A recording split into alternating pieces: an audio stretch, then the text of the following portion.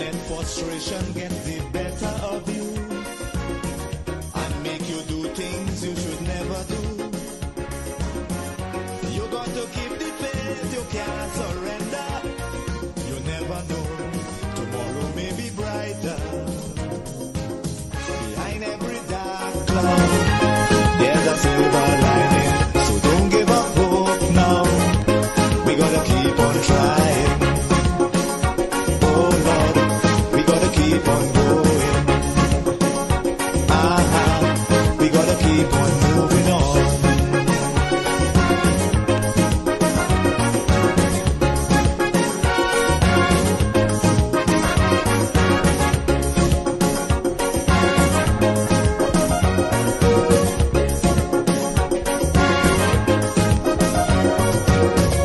As long as you have health and strength, reaching your goal, nothing should prevent. Every time you fall, get up again. Don't sit down there like that and complain.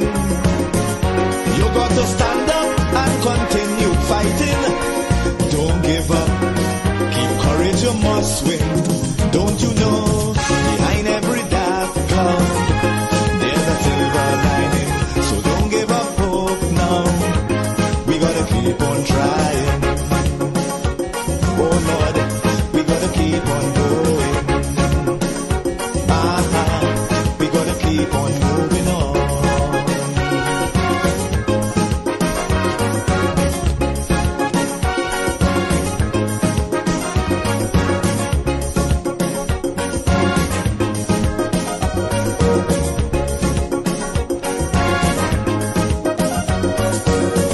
Obstacles will get in the way, stumbling blocks to hinder your day. But you can't afford to let them stop you. No matter how hard it is to go through, you got to stand up and continue fighting. Endurance shall win in the ending. Don't you know, behind every dark cloud, there's a silver lining. So don't give up hope now. We gotta keep on trying. Oh Lord, we gotta keep on going. We gotta keep on moving on.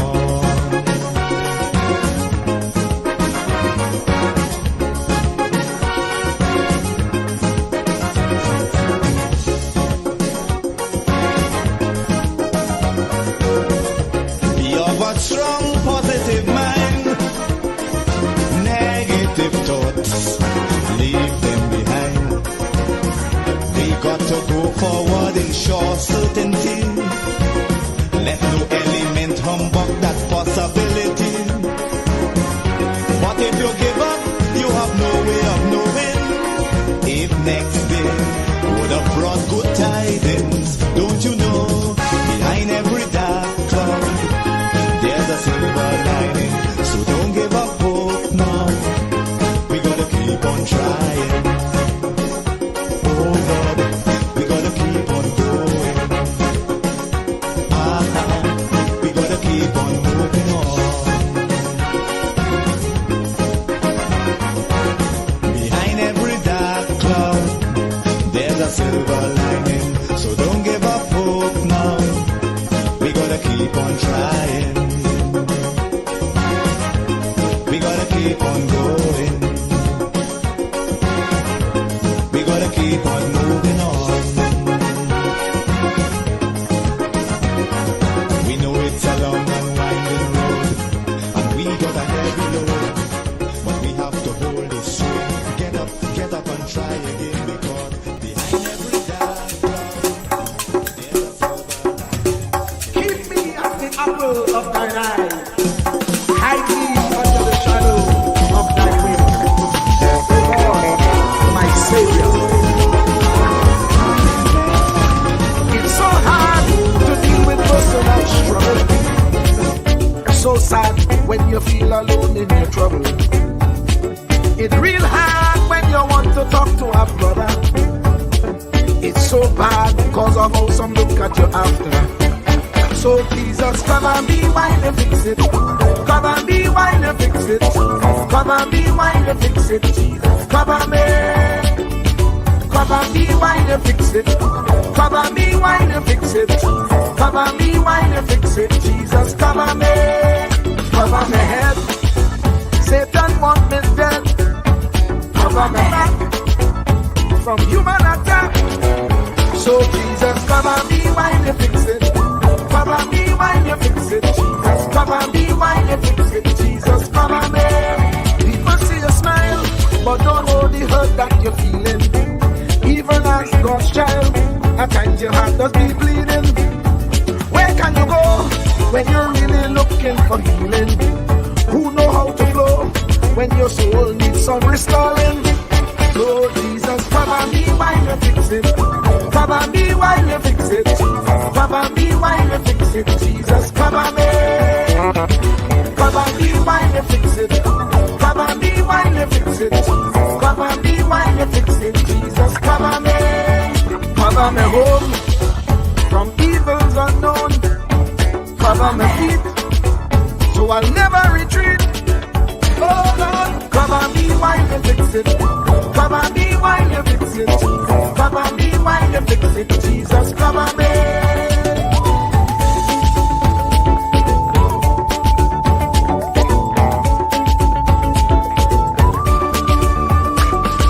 Cover my brother, cover my sister, them who under pressure.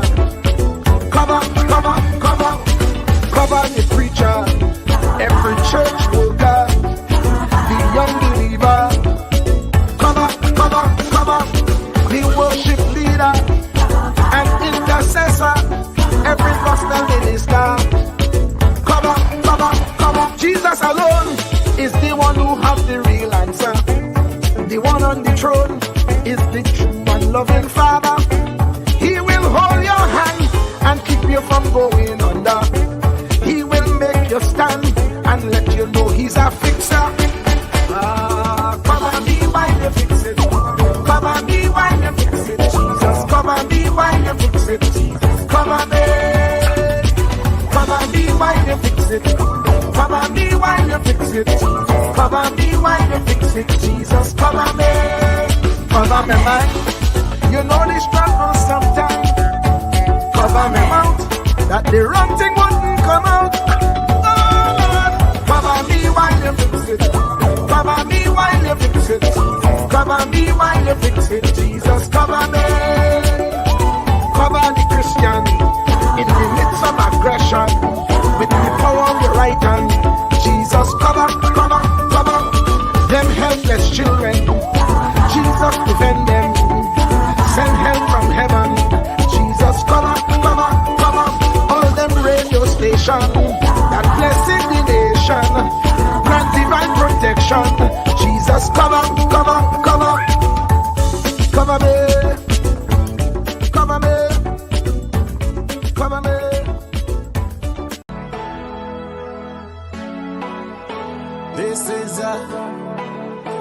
This is oh Lord, Trinidad and Tobago. This is DJ Bravo. I'm hurting, you know. This is a sad place. My country turned into a sad place. When I look around, it's only sad face. Our country turned into a sad place.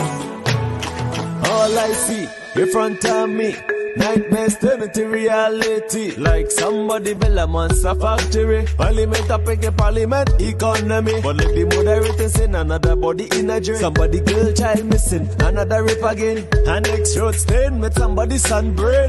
Who take the F out of Port of Spain. This is a sad place. My country turned into a sad place. When I look around, it's only sad face. Our country turned into a sad place. Now with the love, with the vibes, with the hope. Now tell me something, how we really want we cope. When the children breathing in too much gun smoke.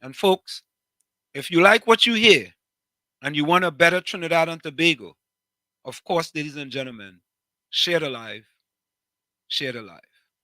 Yes, folks? And of course, before we start the thing here, we always give you our Sunday oath pledge to the people of Trinidad and Tobago and those who listen to this program. Take a listen. Ansam LeBon and Marshall Nesbitt solemnly swear to conduct this radio program in a true, fair, and balanced manner, ensuring that all perspectives are given equal consideration and that the information presented is objective and unbiased. We pledge to provide a platform where diverse voices can be heard, fostering open and constructive dialogue that serves the best interests of our audience and community. Our commitment is to uphold the principles of journalistic integrity and ethical broadcasting throughout the duration of this program. Thank you. Yes, and there you have it, ladies and gentlemen. The only program on the planet we originate, we don't imitate. The only program on the planet with an old oath / pledge to the people of Trinidad and Tobago. And folks, today are flying solo. Not the solo on the highway in Trinidad. I'll be all by my lonesome today. My partner, Uncle Tommy, had some important things he had to take care of. So he says, Wall Street, I leave the show in capable hands. Yes, capable hands. I agree with you 100%, Uncle Tommy. Yes, so Uncle Tommy will join us again tomorrow at 7 p.m., where we come with In the Village on WZYE 95.9 FM. So, Uncle Tommy, you enjoy the rest of the day. Yes, folks. Folks, we have so much lined up for you today. We have all kind of thing lined up for you. Let me say hello to Marilyn Sicharan. Marilyn, where are you joining us from? And of course, one of our favorites here on Sunday Talk, Let's Talk Politics, and also on In the Village. The man himself from Fishing Pond, the one and only Bijram boy. Bijram still locked on. Good day, Uncle Tommy on Wall Street. I have care for arthritis. What is that, Bijram? Where is that, Bijram? X-Men. X-Men. If X-Men, are there X-Woman too? X-Men say, boy, Wall Street for love until West in 2025, boy. Oh, God. I like that, though, you know. I like this some of that. But X-Men, you think they're ready? You think they're ready, boy? They're ready to make the constituency of Lavantil West a better constituency. You think they're ready, boy? I think they're ready. Bijam say HD going on a date. Yeah, boy. Uncle Tommy going on a date, boy. Yeah, Uncle Tommy decide to go on a date. Just so, boy. Uncle Tommy leave me all of my lonesome, eh? So, folks, there is never a dull day I could have asked COP to host. You know, I should have actually asked somebody to co-host it. Truth to though. I really and truly should have. Yeah. But I didn't. Next time. As soon as I hear it, I go ask somebody to co-host. Folks, you can also send your voice notes to 973-868-1444 or 973-609-6509. That's 973-868-1444 or 973-609-6509. You can call those numbers on WhatsApp or you can send your voice notes as well. Yeah. You know, things getting a little better. X1 says Chicago in the house, but yeah, Chicago in the house, but yeah, Chicago in the house. Yeah. Bijram. Hold on, Bijram. Let me get you in. Hold on. Be patient. Bijram, welcome. Yeah, I send a video with the cure of the pain for your knee and whatever. I call it that right there.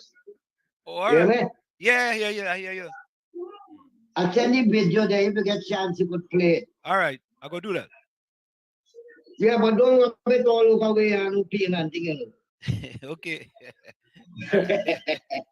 All right. Rub it by your knee there. Don't go higher up Okay, no problem. Yeah, just by your knee. because when there's nothing problem, Oh, your knee and right? lower. Your knee and lower.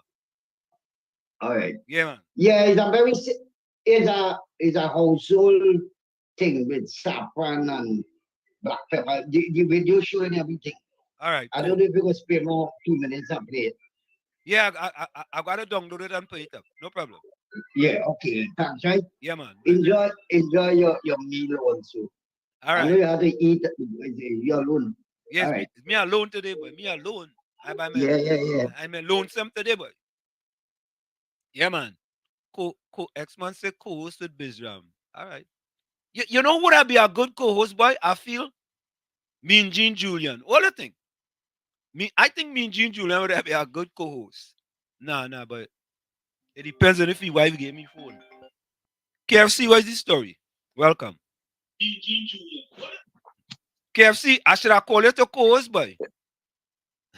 Now, look, listen, my cause right now, we need help in this country by what should buy, no go to any place by.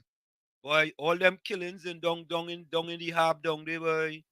You know? Yeah, right, starting. But what street, you know, the army base right there, and also a police passing by Oxford Street.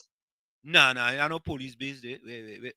Wait. Now police base, army base right by the Pantan there. Right? Army base? Yeah, that's Nah, a kind of nah. soldiers right there. Nah, the UNC closed that down. The UNC closed that Hmm. down. UNC closed But that. shit is rest, but how them fella get away?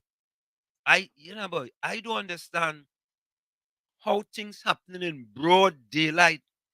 And, at least all you get some type of helicopter or something, a drone or something, and all you put it up in the air, now, man. Oh, God. Do, do something. Try a little But something what now. should do? Look, the last government was the most important. Try something. Wait, 4 people dead. We keep a state of emergency. About 8 people get shoot, 5 dead, and they doing nothing. But they come out and talking nothing at all. They even visit the communities up there, all kind of thing. And People them up there. the commissioner of police didn't even say, all right, I could go in there because she had the most security. And you know what? I'm going to read the prime minister's statement. The prime Yeah, minister, I was saying on the news, the 12 o'clock news and the Cook station there. the best you could You do. do that dread statement there, but really thought that I would look to listen. Yeah, all right. Yeah, Yeah. yeah. You know, boy. I, I, only I missing something, Capitan, welcome. Renwick Job, welcome. I don't understand something. All you help me here. You are the Prime Minister of Trinidad and Tobago. You had a massacre. All you know when it just be them mass shooting and thing, you just get people. Sometimes you will get President Biden going in there and talking to the people. Prime Minister Rowley. Okay, at least once. Just show up now. Just fake it and show up. You see like how all you fake it and all you get them people keys just before the local election, and 2 weeks later all you went back and take it. So all you fake it and then all you went back and take it. Oh God, Prime Minister Rowley, fake it a little bit now. Just go out and fake it and talk to the people and walk down the street because you could have the most security in Trinidad and Tobago. So just fake it. Go out there, fake it, and make it feel like if you really care about the people of Trinidad and Tobago, especially the poor, black, disadvantaged people. Make it feel like you care. Here what you do. You send out a note on social media. That is the best you could do, right? The best? Nah. So let me ask the people a question. Do you all believe it is acceptable for us to have 5 or 6 people died in one instance and the Prime Minister sends out a note on social media? Is that acceptable?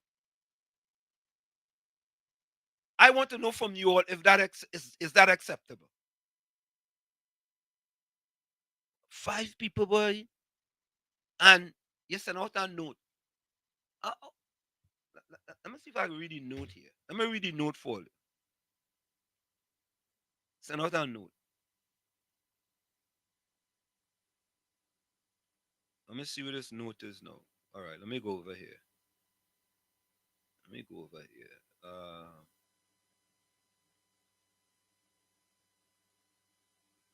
The note. Oh God, the note. Here it is. Here it is. This is no. I was talking about down in the harp thing. Capitan. Here is the note. The note that the Prime Minister Rowley sent to the people of Trinidad and Tobago. So you know what? If you're not on social media, right, or you ain't have a TV, you ain't go hear or was able to read what the Prime Minister said. So for those who locked on and listening, I want to read for you all what Prime Minister Rowley sent out to the people of Trinidad and Tobago. Today's latest outrage, where 5 persons lost their life at one location in Belmont and 3 others were killed elsewhere, brings home the depth of the problem that the government is grappling with. You know, figure that out? You know, figure that out, Prime Minister Rowley? How much murders we had last year, Mr. Prime Minister Rowley? How much? And you know, figure out your government is grappling with crime in Trinidad and Tobago. Okay, let me go on. This ever-increasing total wanton disregard for human life is to be condemned in the soundest of ways. My condolences go out to the families who are today experiencing the pain that traumatizes the entire national committee. And you know what, Prime Minister Rowley? Most of the people in Trinidad and Tobago traumatized by your performance for the last 9 years. They're traumatized. Some of them, if you get them mouth-to-mouth resuscitation, they still can't revive themselves for what they have been going on under your government for the last 9 years. They're traumatized. Some of them in a hypnotic trance for the last 9 years. They have been hypnotized. And yes, X-Men, blood in the red constituencies. Yeah?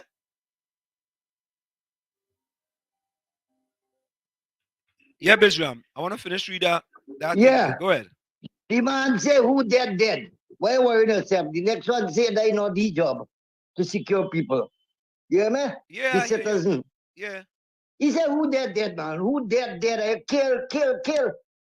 Oh, God. Who dead? The thing's sad. It's sad. But he wouldn't dead.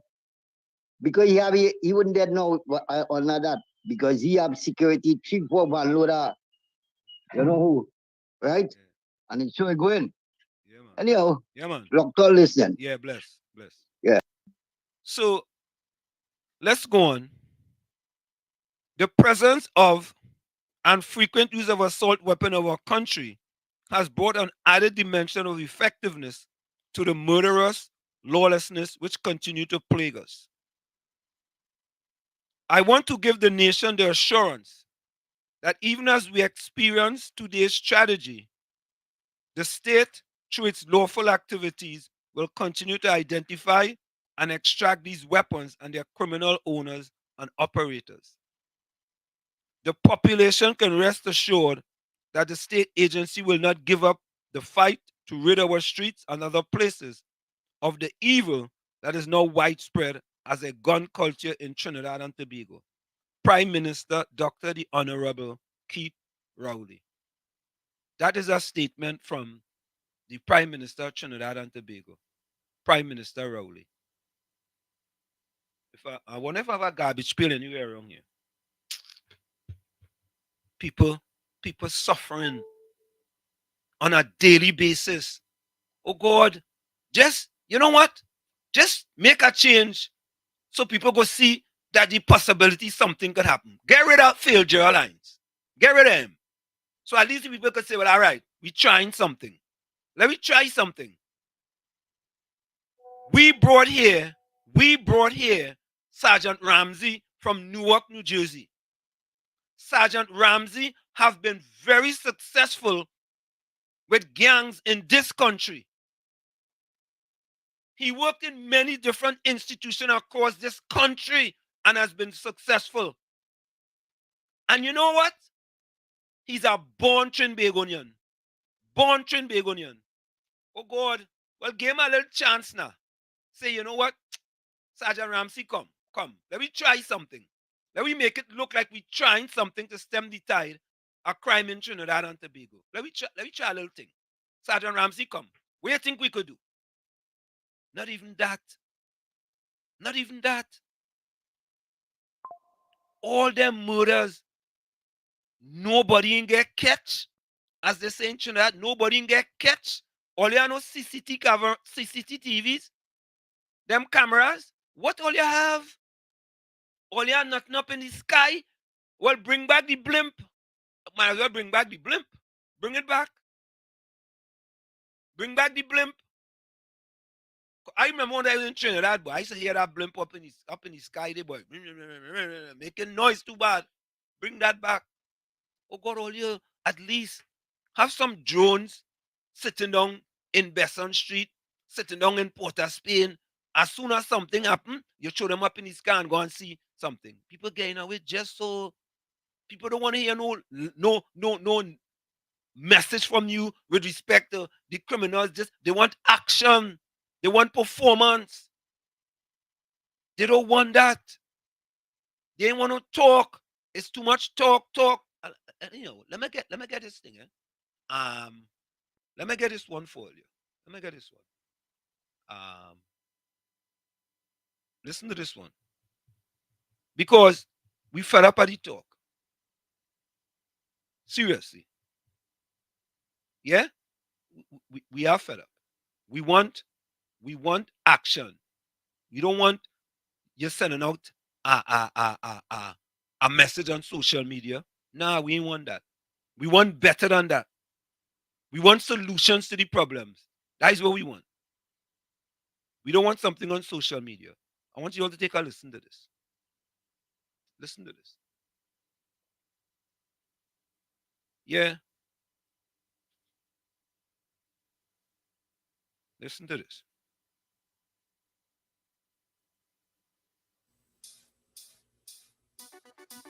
Yeah. Revelation.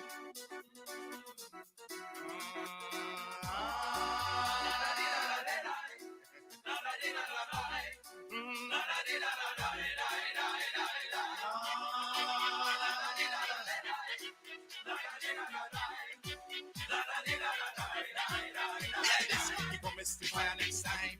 He promised to fire next time. He promised to fire next time.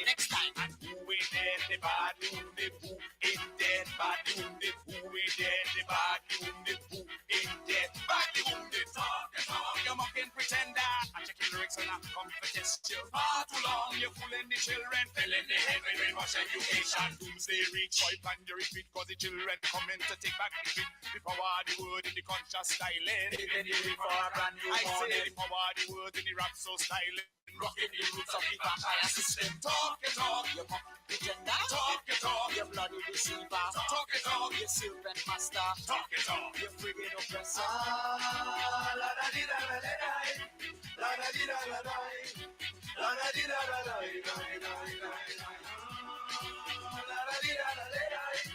La da di da la da. La da di da la da. Matter where reality bites and illusion shatter. Right down to the heart of the matter. Desire go bust and reality scatter. He promised to fire next time. He promised to fire next time. He promised to fire next time. And who ain't dead, the badly wounded. Who ain't dead, badly wounded. Who ain't dead, the badly wounded. Who ain't dead, badly wounded. Talk, you mocking pretender. Check your lyrics and I come to test you. Far too long, you're fooling the children. Filling the head with brainwash education. Doomsday reach, plan your retreat. The children coming to take up the street. The power of the wood, the conscious style. I say the power all the world in the rap so styling. Rocking the roots and the vampire system. Talk it talk. You're fucking pretender. Talk it talk. You're bloody deceiver. Talk it talk. You're serpent master. Talk it talk. You're flinging oppressor.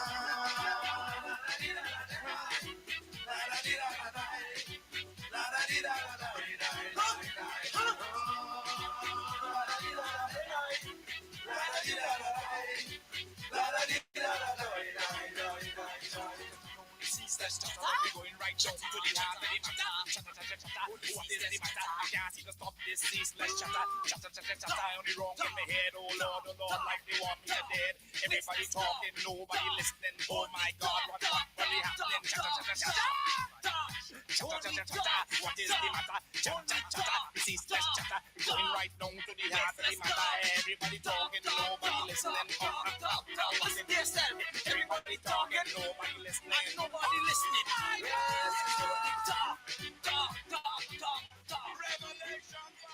That's what we have in Trinidad and Tobago from our beloved Prime Minister Rowley. Talk, talk, talk. Talk, only one set of talk. Talk. People don't want to talk no more. They don't want to, they have enough of the talking. They want action and results. That's what they want. Simple.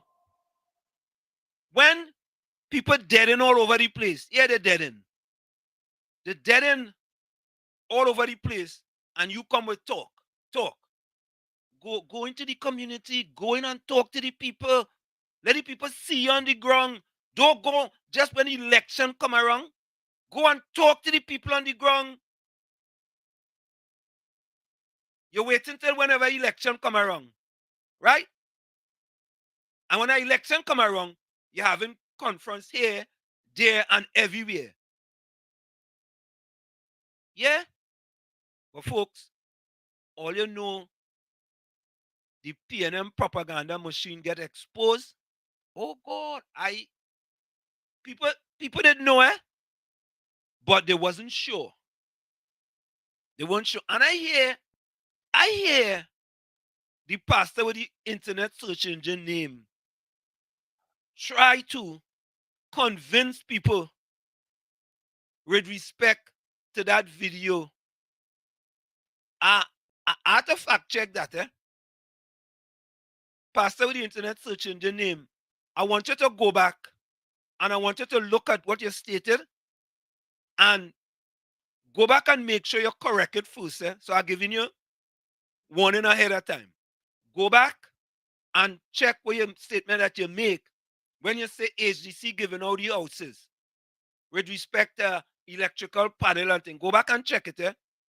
And if you know it was incorrect, correct it immediately. Because, folks, we here at WZYE, we are the fact check kings.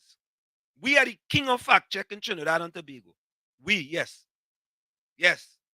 We have changed radio landscape in Trinidad and Tobago through fact check. And we take full credit for that. Not only that, but we also taking credit for the reduction in the property tax from 3% to 2%. However, Prime Minister Rowley, that property tax still regressive and oppressive. Here is when that tax, right, will be an equal tax where every creed and race can find an equal place. Listen carefully. Listen. When the poor black disadvantaged people in Mova, Lavantil, and environs have to pay 100% less tax than Prime Minister Rowley, Colin Burt, Faris Awawi, Stuart Young, Rohan Sinanan, Teran Diyal Singh, and others. There is no way on the planet a millionaire should be paying the same percentage as a poor black disadvantaged people in Mova, Lavantil, and environs. And we go to the Pinal, Caroni, and all that.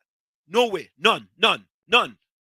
So, yes, it is a start in the right direction, but we're going on a new campaign now. There's a new campaign now. The property tax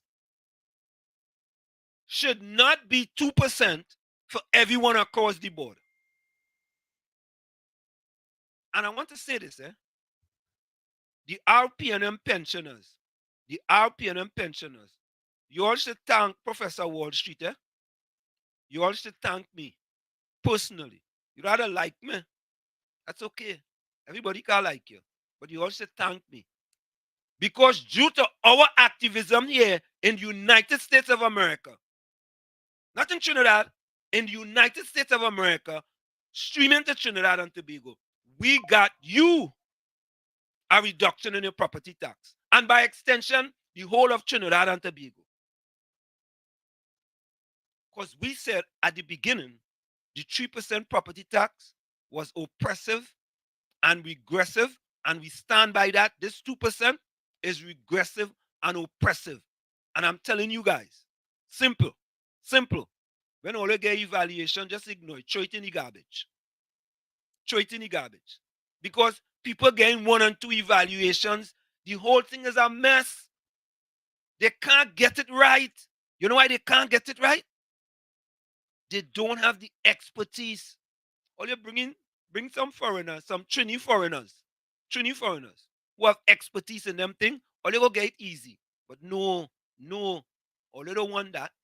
All you think all is the best, right? Call them both and think them is the brightest bulbs in the box. And they get it totally wrong. 100% wrong. Right? So folks, I want you all to listen to this. This is on COP. Welcome. Good afternoon to you, Wall Street. Good afternoon to you. Hello? Yeah, I hear you. Go ahead, man. I hear you. Yes, good afternoon to you, Wall Street. Good afternoon. And good afternoon to the listeners. Uncle Tony, wherever you are, good afternoon. That ain't nothing. Sometimes the body just need a little rest. That ain't nothing. We'll get Uncle Tony a blind this Sunday, but we'll hold him accountable next Sunday.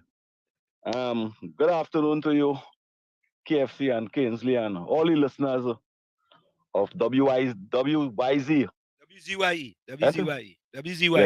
Yeah, 95.9. Yeah. Wall Street, you know what's sad about all those killings and them in the PNM areas and them? Those supporters and the parents and cousins and nephews, they contented with Dr. Rowley speech that he put out. They contented and support something like that. They didn't come out and say, no, Dr. Rowley, we deserve better than this. Not even the MP, Stuart Young.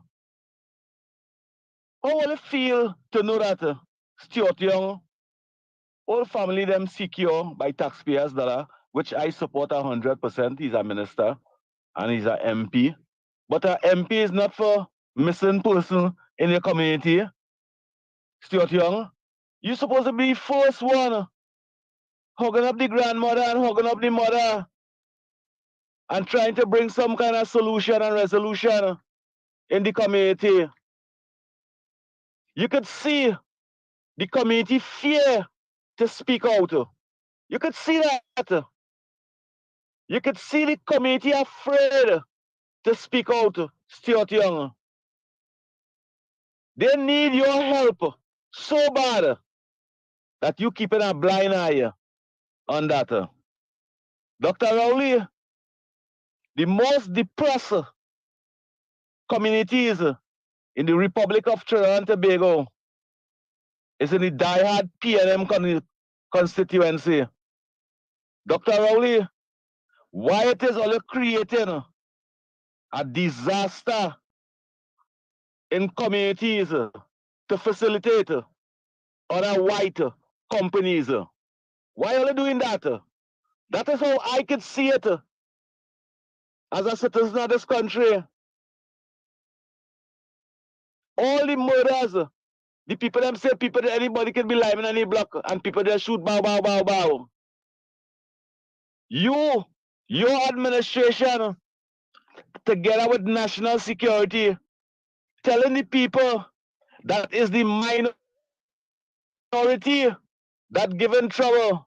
What happened to the majority in national security and National Security Council, where you have the billions and the millions to bring solution and eradicate problems like these in these community? What you doing with it?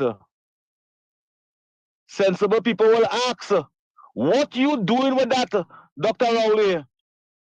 How it is under your administration? The minority as you and your administration say, could be creating so much havoc that none of your ministry can stop, not even your MP.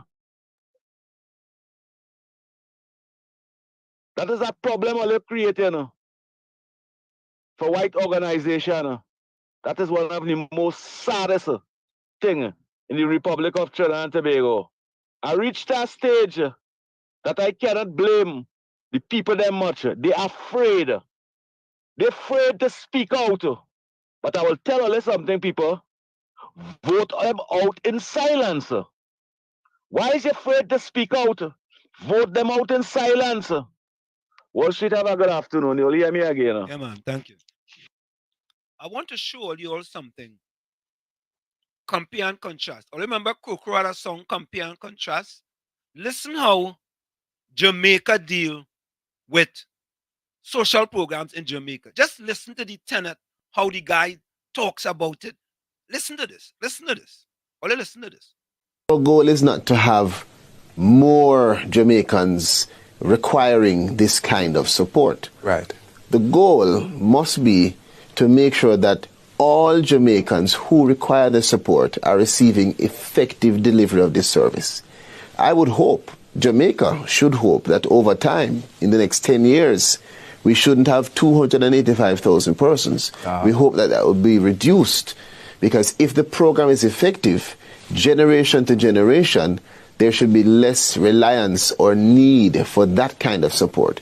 So the goal should be then to identify the right persons who require this support, to identify the persons who no longer should be on path, and to make sure that whatever service we are delivering is as effective as possible to put everybody on their two feet, so that we can start to evolve what the benefits of path are towards the new Jamaica. You all hear that? You all hear that? Look how, I mean, when you listen to the gentleman, well-spoken, a level key, and he's talking about all Jamaicans. You understand? But when we listen to our prime minister on a podium talking, the only thing he doesn't do is cuss. Yeah, I said it. The only thing he doesn't do, but the man almost cussed you on MP the other day. The only thing he doesn't do is cuss them reporters on them. Well, some of them do be answering no real question anyway. Right? That's the only thing he don't do. I'm trying to send a thing here to our post now. I'm trying to multitask here, folks. That's the only thing he don't do.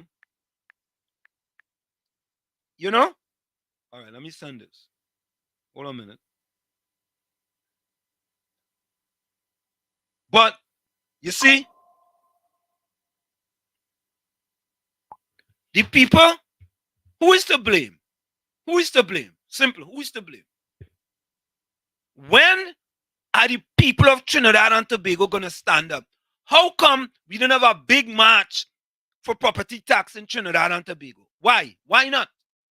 We were telling the people, you know, all you go down, march.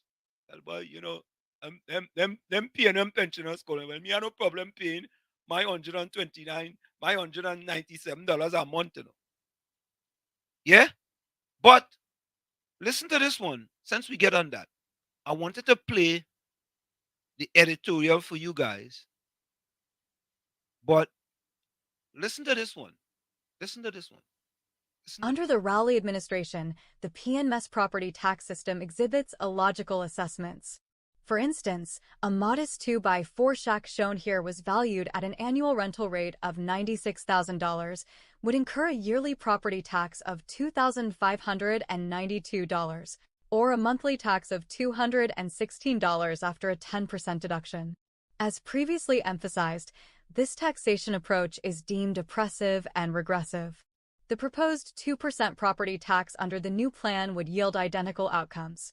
The recent revelations about the government of Trinidad's house evaluation process have raised significant concerns among homeowners and potential buyers. The Valuation Division's mandate to assess every property for taxation purposes has been marred by reports of inconsistent and inaccurate valuations, leading to public outcry and confusion. Such discrepancies not only undermine trust in the system, but also have real financial implications for those affected. It is imperative that the government addresses these issues promptly, ensuring transparency and accuracy in the valuation process. This will not only restore confidence, but also ensure that citizens are treated fairly and equitably under the law. The path forward must include a thorough review of the current procedures, implementation of checks and balances, and, perhaps most importantly, an open dialogue with the public to rebuild trust. The Raleigh administration must cease its general election gimmick tactic of merely reducing property tax from 3% to 2%. Instead, they should strive for equity in taxation. It is unjust for individuals like Prime Minister Raleigh, Faris Al-Rawi, Stuart Young, Coleman Burt, and Rohin Sananan to pay the same percentage of property tax as economically disadvantaged individuals from the Indian and Black community.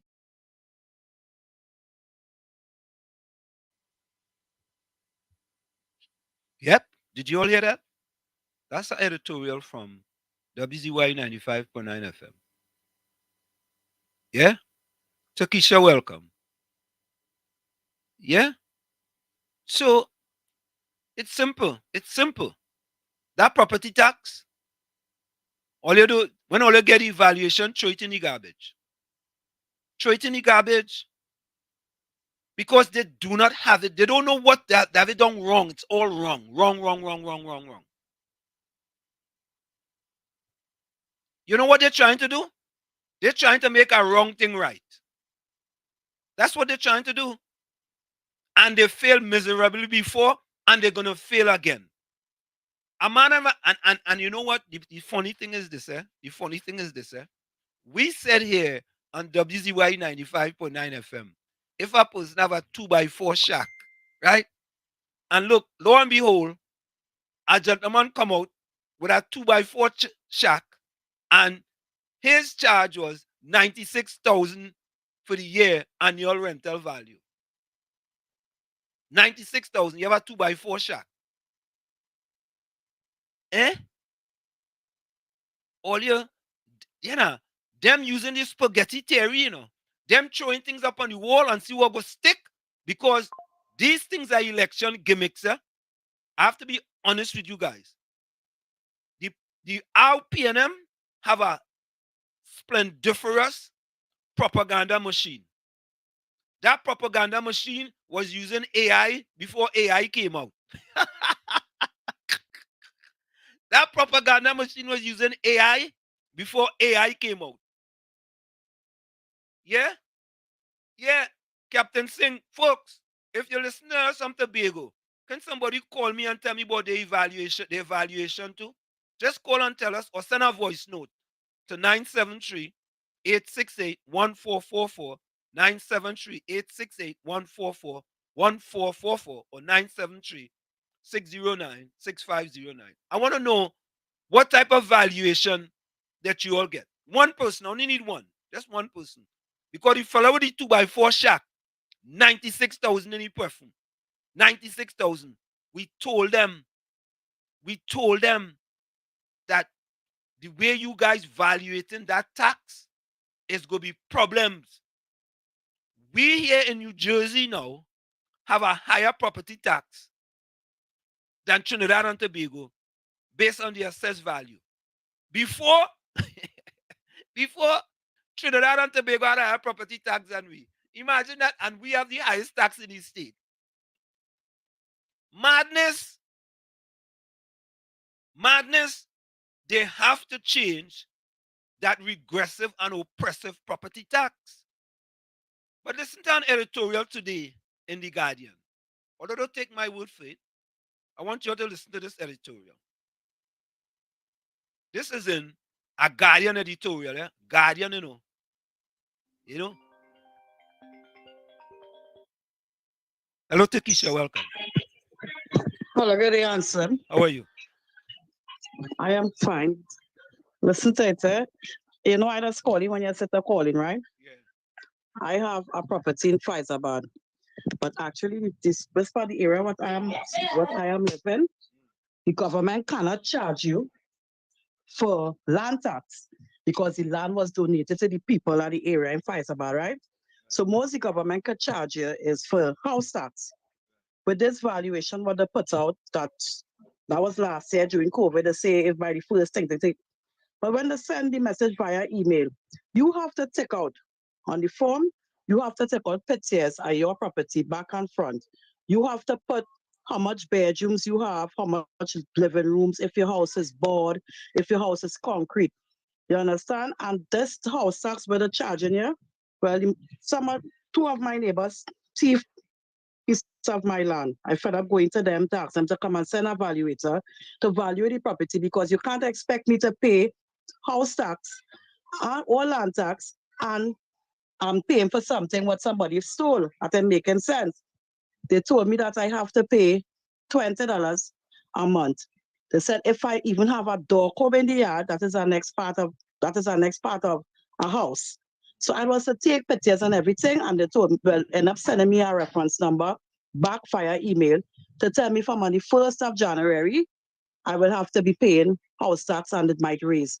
They never said how much. The January pass, I haven't paid no house tax because I am not paying for something with people thief, first to begin. Mind you, before that, the neighbor opposite my house, the neighbor paying $4, was paying $4. Her property is bigger than my own. Her house is concrete. She have more rooms, and she was paying $4 a month, and I was to pay $20 a month. Make it make sense. Something wrong. Something definitely wrong. Yep. So did you get an evaluation for currently? Did they send an evaluation? No, I got the form last year. They said that if by if by a certain date, when the government come out with this thing about property tax, they're sending the form to your mail, and you have to fill it out. On the form telling you have to take pictures. Everything was to be via email. Yeah, but did you take get pictures of your house? Did you get an annual rental value? Did they send you a form saying this is your annual rental value and this is the tax you have to pay? No. They never tell us that. They never send us through email. They just give me a reference number and said when I come in to make payment, this is the reference number I have to work with. Oh, okay. All right. Well, this whole property taxes are to me like it's a hoax. Well, let me tell you this. This is my opinion. When you ever get your property tax bill, throw it in the garbage. I'm sorry to tell you. Your property. If you get your next property tax bill, two things you can do. You should contest it. No, you what to do. Mm-hmm. Make sure you contest it. If you get any property tax bill, even if they change it to 2%, contest it. Even if it's $50, contest it. Okay. Contest it regardless. Whatever you have to do. They give you now, I think they're giving you a different set of time. Before was 21 days or 31 days. Now they're giving you more time, but contest it. Yeah? Okay then. Yeah. Because I said if the land was donated, the land was donated by a Chinese Mr. owned the land. And the land was donated to the people who at the point in time years back. So why the government still want to tax if something was donated to you? You understand? That had me kind of, I don't know if you can explain more how that's going. Well, because if some land was donated to you, why the government had to tax you? Do you have a deed? Do you have a deed for the land? No, we don't have any. We don't have I forget the name of the deed what we have, but the government cannot charge us for anything more than house tax. They cannot charge us for land tax. But everybody have the valuator. Everybody land, portion of land was donated to them. It was being evaluated. So we have a paper. Well, I will see why I can talk to you, Faith. We're gonna go for the break. All right. Okay then. Thanks. Thank you very much. Thank you. So, folks, I'm looking for someone from Tobago to call. somebody from Tobago call and tell us, if you get the evaluation, what is the number? You just give me the number and I will tell you what your property tax, monthly payment, and yearly payment will be. Right? So folks, stick and stay. It's Sunday Talk, Let's Talk Politics with yours truly, Professor Walshade and Uncle Tommy on WZYE 95.9 FM and you. We come to you every Sunday from 1 to 4 p.m. That's every Sunday from 1 to 4 p.m. Stick and stay. We'll be right back after this. Don't go nowhere. You're listening to WZYE 95.9 FM. You are listening to WZYE 95.9 FM, the most influential name in Caribbean radio in the tri-state area. Broadcasting from East Orange, New Jersey, the most influential name in Caribbean radio, WZYE 95.9 FM. And of course, folks, it's Sunday Talk, Let's Talk Politics with yours truly, Professor Walshade and Uncle Tommy on WZYE 95.9 FM.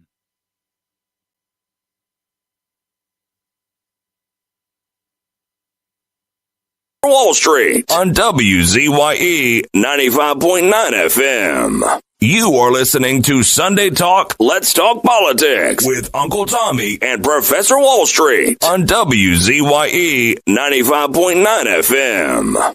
Oh, right back at you. It's the Kid 50 Cent. This is your boy WZYE, baby. Yo, what it does, this your homie Rick Ross. This is your boy Gucci Man LaFleur. You're in the mix with Sunday Talk, Let's Talk Politics with Uncle Tommy and Professor Wall Street.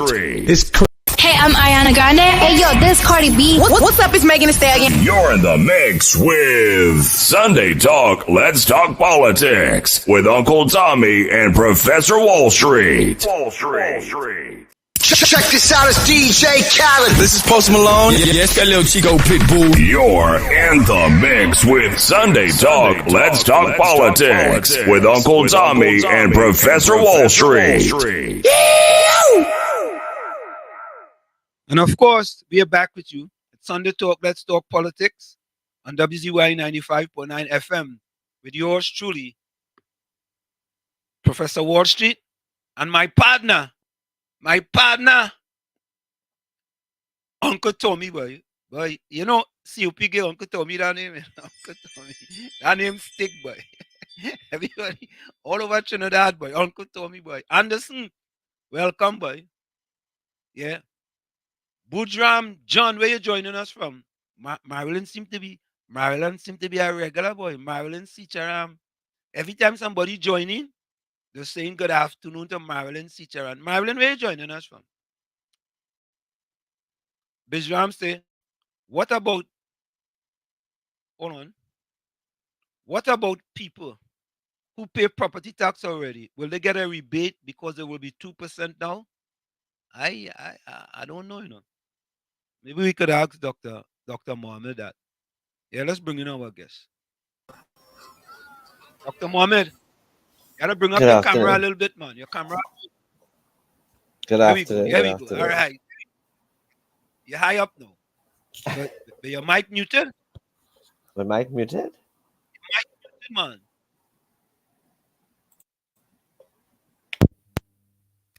Hold on, we go again. Are you hearing me now? Eh? You hear me now? Yeah, a little bit. A little more volume. More volume. Hold on. Let me get some volume. Yeah. Enjoy, welcome. Yeah, video boy from Orange, boy, in the house. Wait now, Maryland and Boudram going back and forth, boy. How is that volume now? Yeah. All right, we hearing you there now. Because we need to hear you today. You read house? Something on top there? A bird or what? It's a bird. I see a red bird. It's actually it's a bird. It's a dove, actually. The dove was placed there after the dragon. The dove replaced the dragon after the 1990 coup. Okay.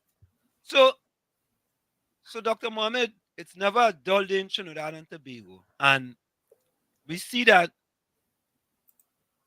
the government went to the parliament to reduce the oppressive and regressive property tax. And we have said that it is regressive and it is oppressive. And I've made this statement that there is no way Prime Minister Rowley, Faris Alwari, Stuart Young, Col Imbut, Rohan Sinanan, Terence Diaz Singh, to name a few, should be paying the same percentage property tax as poor black disadvantaged people. I'm using that in Laventille and environs. Why do I say that? In New Jersey, our property tax is about 2.3%. We have the highest property tax in the United States of America, the highest. Right? Now, Trinidad below we know. Trinidad. Because we went after Brian Manning and told him about the property tax. What says you that now we're going from 3% to 2% and that everybody's going to be paying 2% across the board?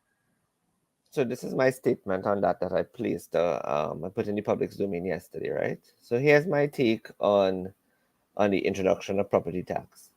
The introduction of property tax is inevitable. However, government's policies, such as the need for effective policy framework and infrastructure that will ensure transparency and accountability and fairness in the process, is needed. This goes hand in hand with proper legislation. Even in its amended format, I am not of the belief that the system for the collection of property tax is effectively in place. Additionally, speaking down to the population rather than with the population is not scoring any points for the Prime Minister and his government. With that said, the opposition's position of no property tax is also not the answer. In fact, it's a very poor political tactic. The solution must be a consultative and cost-effective one for both citizens and the state, not another way of the government raising revenue because they have reached the end of their ability to govern innovatively. That's my position. Excellent. So here what my position is. My position is this. That 2% tax, just as I said no to the 3% tax, right? What the government of Trinidad and Tobago needs to do is to go across the Caribbean and do a comparison of what other Caribbean countries have with respect to property tax. Don't come to America. Do not come to America. I wouldn't even go that far, though. I don't even think we should go that far. I think, again, my position is that it is not my role nor function to school the government or to teach the government how to be innovative and how to effect proper and good governance. I will say, however, that you have to understand, and I'm talking about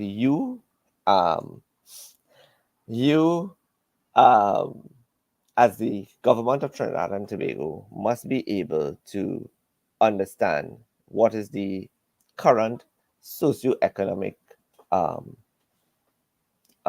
the socio conditions in the Republic of Trinidad and Tobago. That's one. Shane, can I stop you? Mhm. Dr. Mohammed, if I up in my 5-foot tower, how could I look down at them people in the sub-basement and try to say, well, look, we need to do things for them? Explain that to me. I'm not stop you. But I understand. If I up there and you have shown that you have said you have no problems making the rich richer so they can help the poor. How could he now come and say, well, we go implement property tax so it will be equal across the board and the people who can afford it wouldn't suffer? Well, there's no rational thinking behind the suggestion that he's made and the solution he's put forward. And you could take down the percentile, but you'd get the formula wrong, and it will still be an unfair formula and an unfair result. And that is what is existing right now. So the formula, again, I am not going to teach the government how to govern the country, right? I don't want to end up with having my thoughts and my perspectives in somebody's manifesto. That's not how this works, right?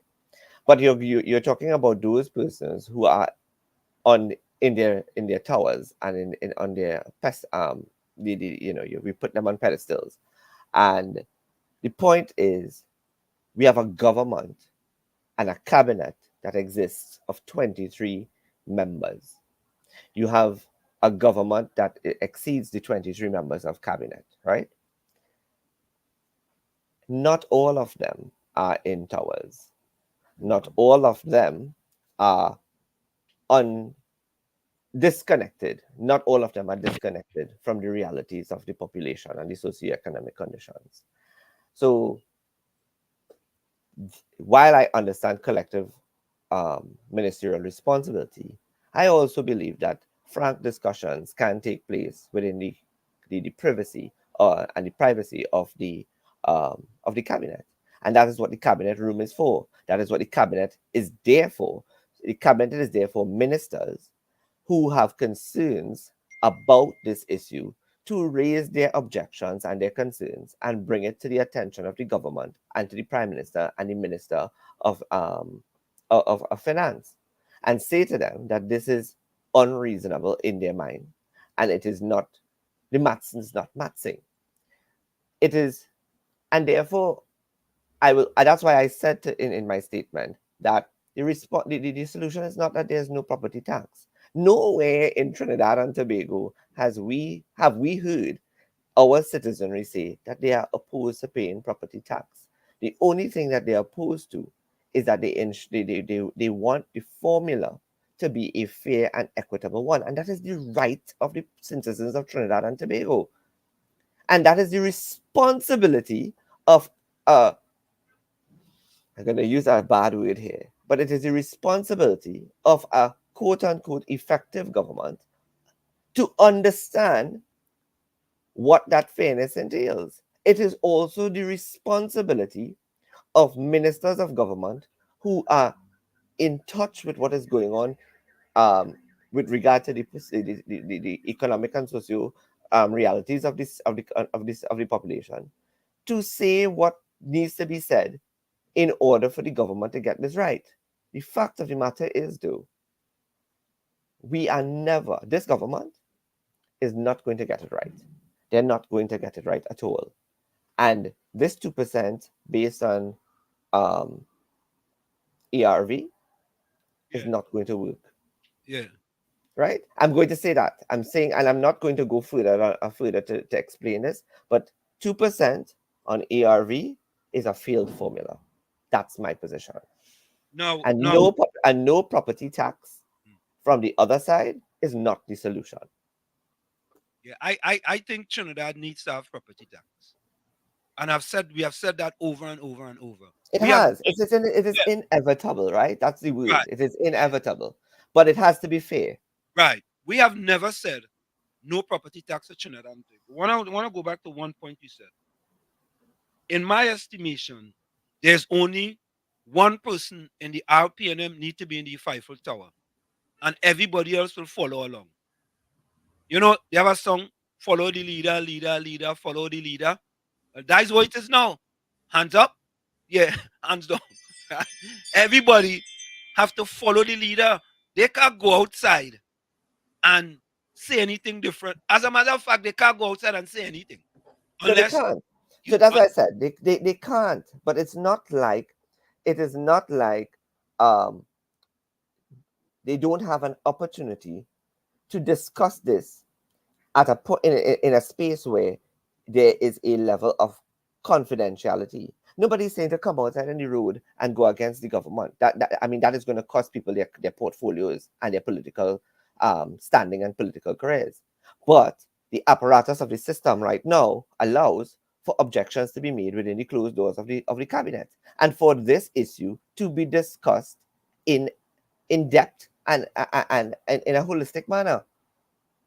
And if that is not allowed within the cabinet system, then we now have to question the leadership of the cabinet and the leadership of the country, because the cabinet is a mechanism and a tool by which ministers of government could say, oh, this is not working, you know. This is going to cost us an election, you know. The government is not scoring any points, you know. They could say to Imbert, you are disconnected from the society. If I am sitting in X or Y or Z constituency, this is what my people are saying. This is what the people who vote for us are saying. And they are saying that this is an unfair mechanism and it is an unfair formula.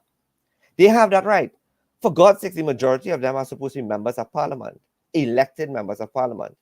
And by virtue of that alone, they should be able to have a sit down and have a conversation that is frank, and that they should be able to, and the system allows for them to have that right. We are never say, I am not advocating for any minister of government at all, because that's not the system within the Westminster Whitehall model. For you to come out and go against the government, you should then put in your resignation if that's your feeling. But go into cabinet and tell them this is not working. Dr. Mohammed, I'm going to put you as a fly in the wall in a meeting with Prime Minister Rowley and his cabinet. You believe that any one of them ministers question this 3% listener? You believe that? Let me say 50% of the ministers question property tax with respect to 3%? You think so? I don't believe that 50% of the ministers will do it, because we have to look at that then asks us to go down the list of cabinet ministers and look at and see who has the ability to challenge it, and challenge it in a manner that, one, they don't care about what is their political fate, and two, they are elected members of parliament and they have that right to say and to represent on behalf of their constituencies. With that said, there are personalities within the government or within the cabinet can say to Rowley and to Imbert and to anybody else who is in there pushing this 2% with this current formula that this is complete and absolute BS. You just lower the number from 50% to less than 25%. I know, but that does not mean that 25% does not have an ability and an authority to say something and to make their voices known. No, and I'm giving you the point that 25%, because I thought 50% was low. I thought 50% was low. I was going even lower. You understand why I said two specific criteria. One, someone who does not care what their political fate is, and two, someone who has the ability to say what they need to say because they represent constituents. Now, in my estimation, this reduction in property tax was an outward result rather than an inward result. What do I mean by that? It was an so this was a mechanism.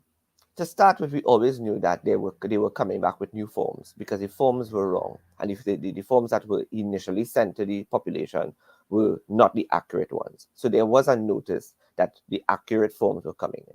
But it is my information that it is not only about the forms, but that is why my statement said the infrastructure and the framework which is needed to collect property tax effectively is not even in place. So you want to implement a tax, and you want to implement, this is a government policy, right? You want to implement a government policy through legislative framework, and you don't even have the structures and human resources in place to ensure that there's effective collection of the tax. Then you are literally playing, you're spinning top in mud. And therefore the population has a right to stand up against you. And you know where that falls? In my estimation, that falls right at the doorstep of Prime Minister Rowley. Yeah, because you see, again, so I was later tonight. You will see a news report that most likely that I will be featured in with regard to the issue of crime. But we've gotten a government and governments, I will say, that has consistently had one thing in common, and that is their reaction, and they are reactionary to every single thing that comes up in this country. There's no government, there's no politician to date that has come up, no leading politician, I would add, right, that has come to the population with a policy that thinks outside of the box, that thinks out innovatively, that thinks progressively. Because down to the ones that are aspiring for leadership are using very cheap old political tactics that they want to believe is going to get people to gravitate towards them. The damn country is at a point in a space where if you don't have policies and you don't have positions and you don't have strong positions that you can speak to the people and reach every sector of our society, then you are not going to win and you're not going to make it in the political gauntlet. You have to be able to stand up and have a position, a very clear position on what your on certain issues that touch and concern the population. And I make no apologies for saying none of them to this day has a clear position that reach the people in a satisfactory manner. How long are we going to play cheap politics to win office? And that's what I was going to get to. Dr. Mohammed, the PNM has a position on property tax. They have a yes, they do. They have a position. Eh? No, yes, I am. They're flawed. And the UNC has a position which is also flawed. There must be property tax. There must be property tax. There must be. But the property tax must be equitable across the board, and it must not be regressive and oppressive. And I'm going to keep saying that over and over. You see, the PNM took a position on this property tax by VAPs. It's a VAPs position. It's like they wake up one day and they say, like they sit down in a room and they say, all right, all you, what do you think is a good? How much money we need to raise? Right? All right. Then we make it 3%. Right? They ain't do no study, and then they send out poor Brian man. I feel sorry for him. Yeah, you see, remember that discussion. Remember that discussion we were having? We had a whole discussion about that he don't shoot the messenger. No, you can't shoot the messenger in this instance. He was a little over here. No, but Dr. Mohammed, he didn't do his homework. He did not. Here's why he didn't do his homework. I ain't shooting the messenger. When you go come and tell the people Trinidad one of the lowest tax in the Western Hemisphere, either you lying or you didn't do your homework. One or the other. One or the other. And I think it's both of them. He was lying and he didn't do his homework. I don't think I wouldn't go far as to say he was lying. I wouldn't go as I mean, I wouldn't say he was lying. I wouldn't I don't put Brian in the category of Dr. Mohammed, it's a simple Google. Come People on. are busy, you know. People are busy. Yeah, I know. And listen to this. What about the 2.7% tax he said? He said the tax was 2.7%. What about that one? The math was just not wrong. The formula, again, the maths and the formula was completely wrong. And you see, let me tell you something. Politicians and ministers are often believe that the technocrats within their office and their personal assistants and whoever within their office, they rely on them to provide them with information. And sometimes you get handed the information and you don't do a fact check. Remember that specific phrase we go with. They don't do a fact check. They simply pick up the script and they read the script, right? And when you read the script, you realize after you read the script, you have a oh shit moment. The fact of the matter is, everybody even I say this all the time.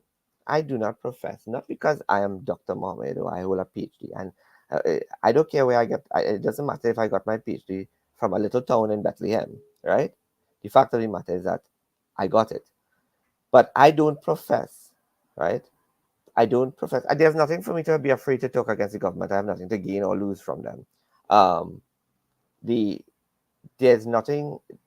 I don't profess to know everything, and sometimes a little bit of reading, as I tell my students all the time. I'm not asking my students to read a whole book, but just simply read a 5-page paper or 5-page research opinion on a topic, and it will gather you a lot of information to be able to take you to a level of graduating with successful grades. But the point is, that's also the domain that politicians fall into. They believe that it is easy to just leave it to the assistants and the technocrats and the staff to do for them. When sometimes it's just, and then you also have to understand the PNM is a cutthroat party, right? Let's not behave and let's not pretend that we don't know that the UNC is as divided as the PNM. Same khaki pants, and more so, the PNM is not going to be afraid to cut people throat left, right, and center in order to change their narrative and to eliminate them from the political diaspora, because everybody has a political agenda. Everybody wants to be the leader. Right now, there are several people fighting for leadership of the PNM, and there are several people fighting for the leadership of the UNC. But not one of them who is fighting for the people who are the front runners of both races don't have an idea in the world how to govern the Republic of Trinidad and Tobago. So when you want to become leader and you want to stand up and you want to push an agenda and you're frightened to talk because you don't want to get your throat cut, then that doesn't make you a leader, that makes you a follower. Understand that there's two different dynamics at play here. One is politics and the other is governance and government. The people who are in government, they're afraid to talk their mind. And in fact, they cannot talk their mind because the system that we have, if they talk their mind in public, you need to put in your resignation. And the question comes back to how many people in the cabinet are prepared to speak their mind and lose their portfolios and lose their political lifelines. None. And the answer is none. None. Zero. Duck. None. So there's your answer. But Dr. Mohammed, I believe that a party in power should not be lying to the people and trying to deceive the people. Why do I say that? For example, and we're going to get to crime in a minute. I know you got to go by 2. That's fine. Why do I say that? Dr. Mohammed, before the last local government election, the PNM, I don't want to hear about HDC here. The PNM give out houses that even a bat couldn't live in. A blind bat couldn't live in there. They give it out. They give it. What they say? They give it and they take it away. They give them keys to fool people. And then 2 weeks later, they take it back. How in earth could you give a person a house that have no light, no water? How in earth you can do that? Prime Minister Rowley, and I am putting the blame on Prime Minister Rowley because it was before the local government election. But again, you have to take into consideration what is the thinking behind all of this. The thinking behind all of this is very simple. Look, you said just before the local government election, this is where they were fighting to win the local government election, not tie again. I knew that they were going to tie again. So you have to lie and deceive people. That's what you have to do. And you have to ask the who. You're asking the question that comes out. It's just not lying and deceiving people, because they're not going to lie and deceive the millennials and the professionals and the middle class. Come on, we know better, right? Take into consideration who are the people that they believe, both parties, in fact, believe that they can lie to and still gain their votes. Traditional voters. And that is the problem in this country. They've taken traditional voters for granted over the years, and both parties are very guilty of mistreating these voters over the years, giving them no resources for self-development, for progressiveness, for prosperity, because they believe that the growth of prosperity and development leads to losing that vote. And the fact of the matter is, when you are informed, you think better and you think differently. Dr. Mohammed, you're running me wrong the savannah, you know. How? You're running me wrong the savannah. You're using words. I like them too. You're using nice words, you know. Traditional voters. You know, it's poor voters. But but traditional voters. I mean, I have to use my academic words. But the traditional voters, who are the question is, who are the traditional voters?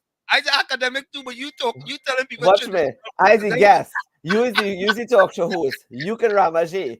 I can ramage as I want in this instance, Alright, right? Because alright, people get offended, right? okay, But the fact of the matter is, yeah, who are the traditional voters, though?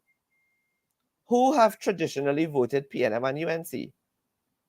And when you examine who those people are, the question is, why is it so easy for the PNM and the UNC to believe that they will always have this in their back pocket? I listen to both leaders believing that they have 300,000 people each to vote for them. That's not true. It is what the society is willing to accept at the end of the day.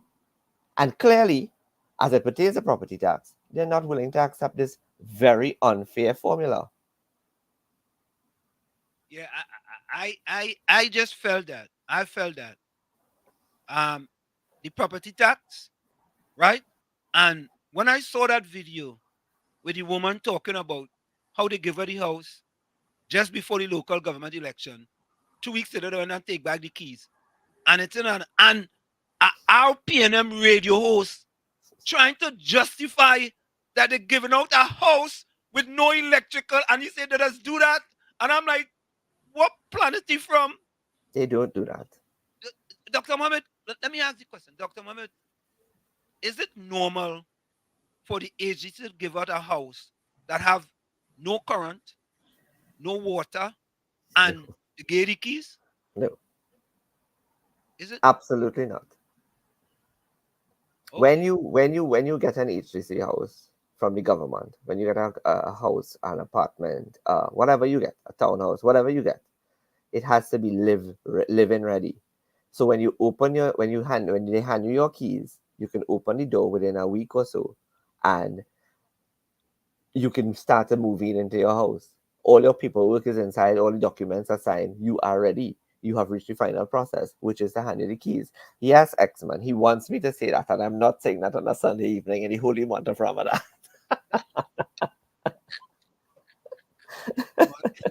Dr. You know, I can't get you to say that.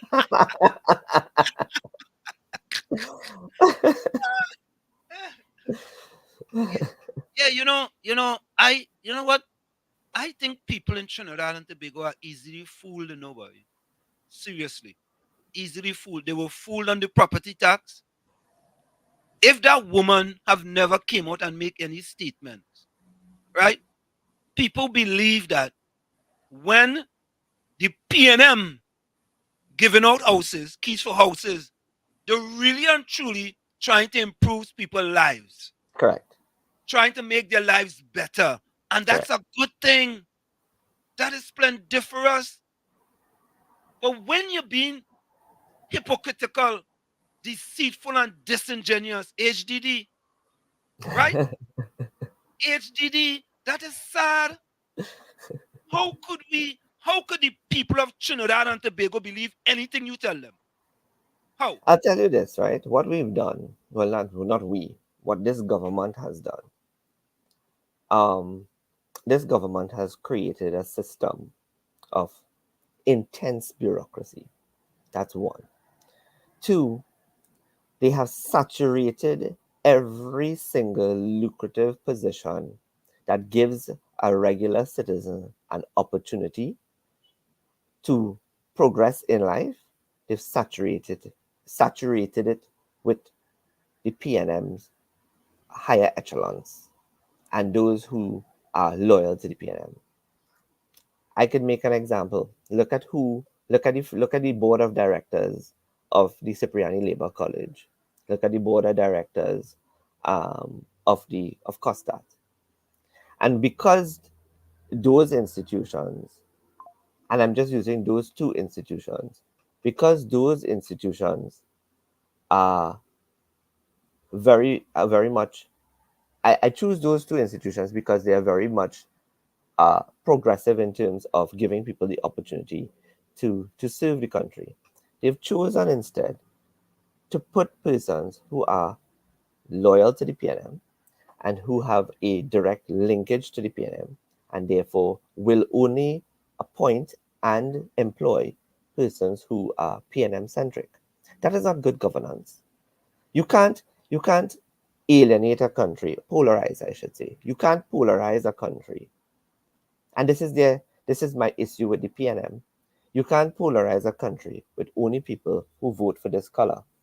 You can't do that.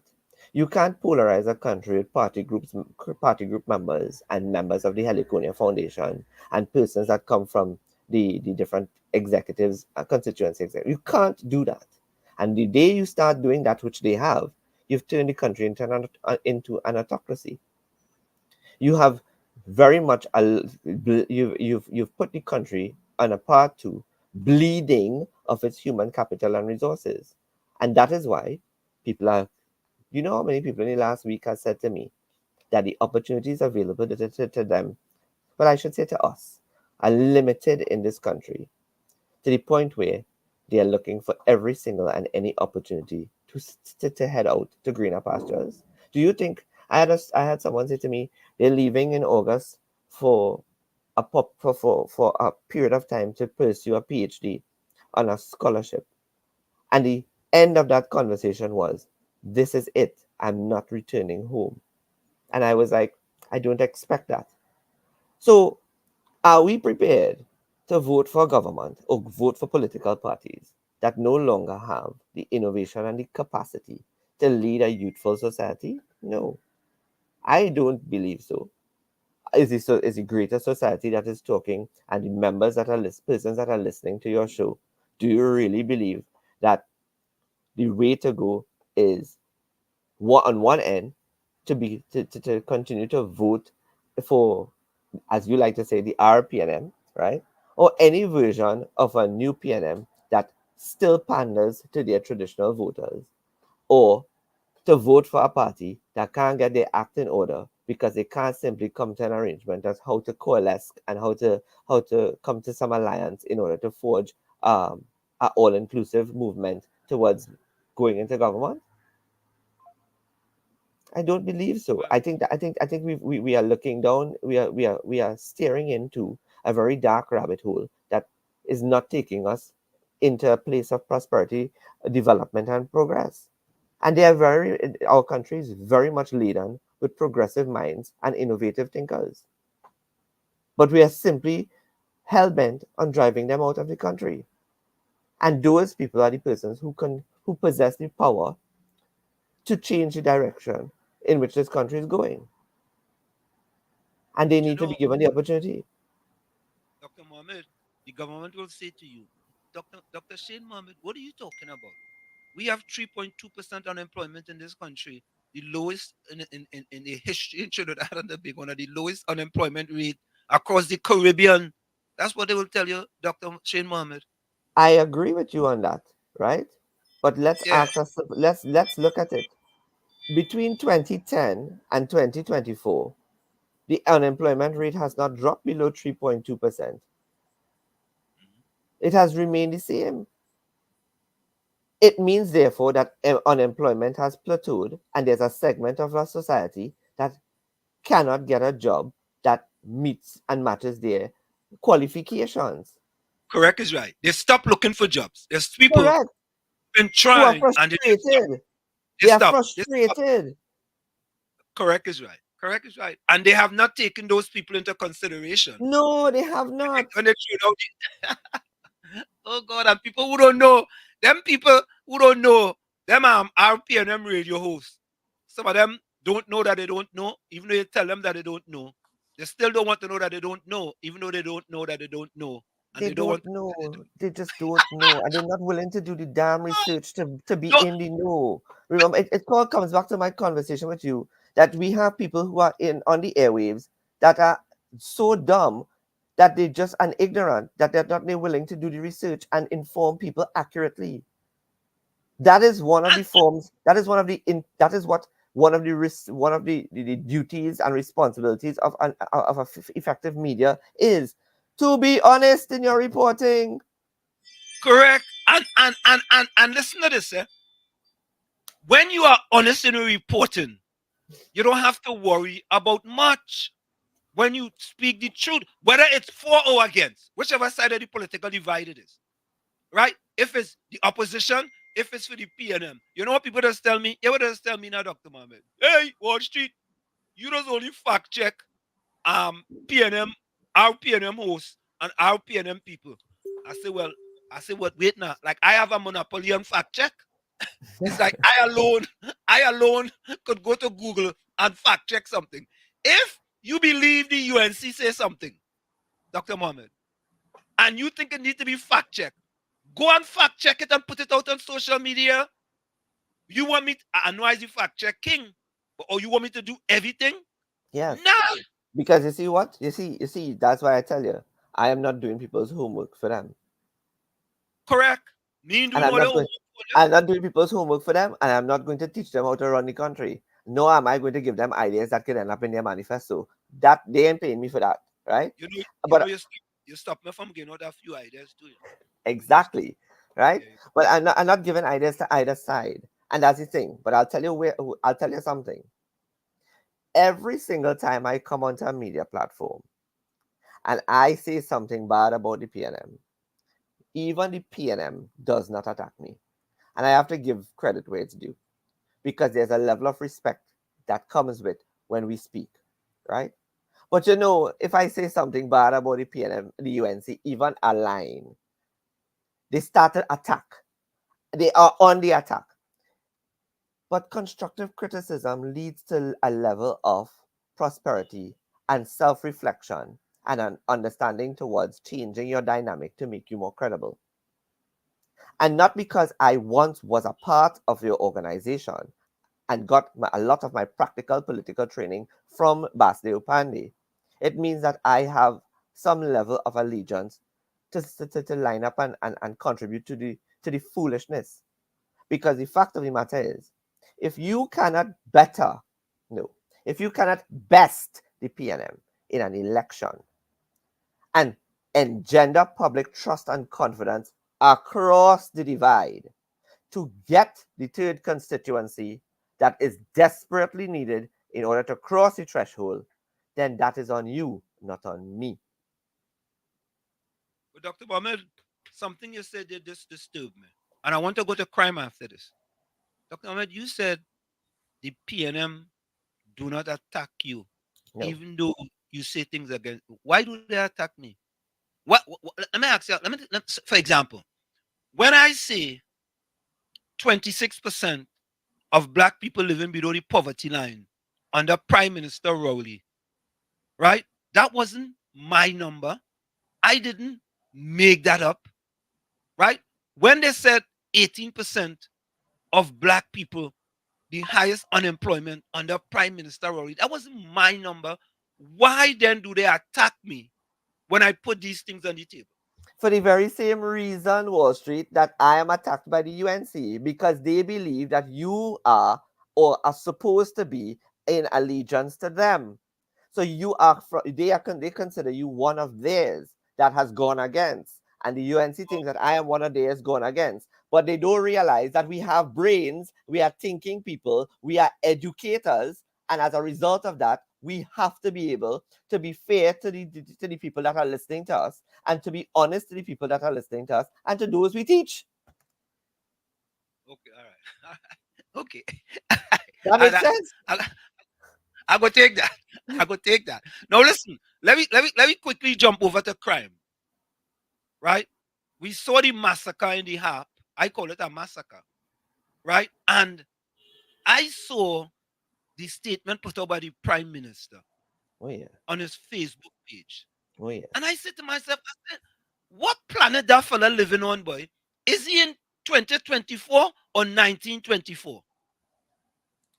The Prime Minister supposed to go into the trenches when the Commissioner of Police, the Prime Minister, the Commissioner of Police, the Minister of National Security supposed to be in this neighborhood talking to people so they could see you and feel you. You could bring 100 police officers, just like they take 100 police officers to raise the spy pastor home.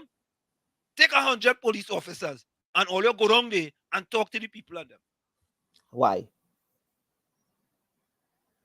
I mean, why?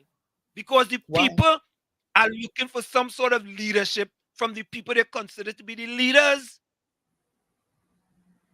That's what they're looking for. They want you to come all the time, you know. Just come once in a while. Why? because it's necessary for the people to know that you are there for them. Is it? You are the leader. You are the prime minister of the country. You are Is the it? commissioner of the country. You are the minister of national security. Crime is a problem in Trinidad and Tobago. We want to see you fake it. You see like how they fake handing out the keys to the woman for the HDC house? You see how they fake that? Fake it and go down there. I'm not going. I'm not going. And it is easier to simply simply put out a statement that is full of fluff than to do something of substance. Let's start with first things first. Why has he not reassessed the competence of the Minister of National Security? Why is there a plan in place to extend the term of office of the Commissioner of Police by 1 year? And look at the state of crime in this country. If you have not decided or you don't believe, and I like that line, have a social conscious bone, right? That's a damn good line, right? If you have not sat down and reassessed the competence of your Minister of National Security, in fact, if you cannot come up with a proactive, holistic approach as head of the National Security Council and find a mechanism in how you, as chair of the National Security Council, can get the people who sit around your table to come with fresh ideas and new techniques to policing, to all the apparatus that comes with policing, intelligence gathering, blah, blah, blah, blah, blah, right? To create a proper policy framework as it pertains to dealing with what he calls a culture of guns. So in other words, he has admitted that we have a new culture, an existing culture. He has admitted that there's an existing culture within the overall culture of Trinidad and Tobago of guns and criminality. If you recognize that and admit that, then you should be speaking to every single stakeholder in this country as to how you can fix the problem, how we can get to the problem, how can we address the issue, how can we break the stigma, how can we break the culture.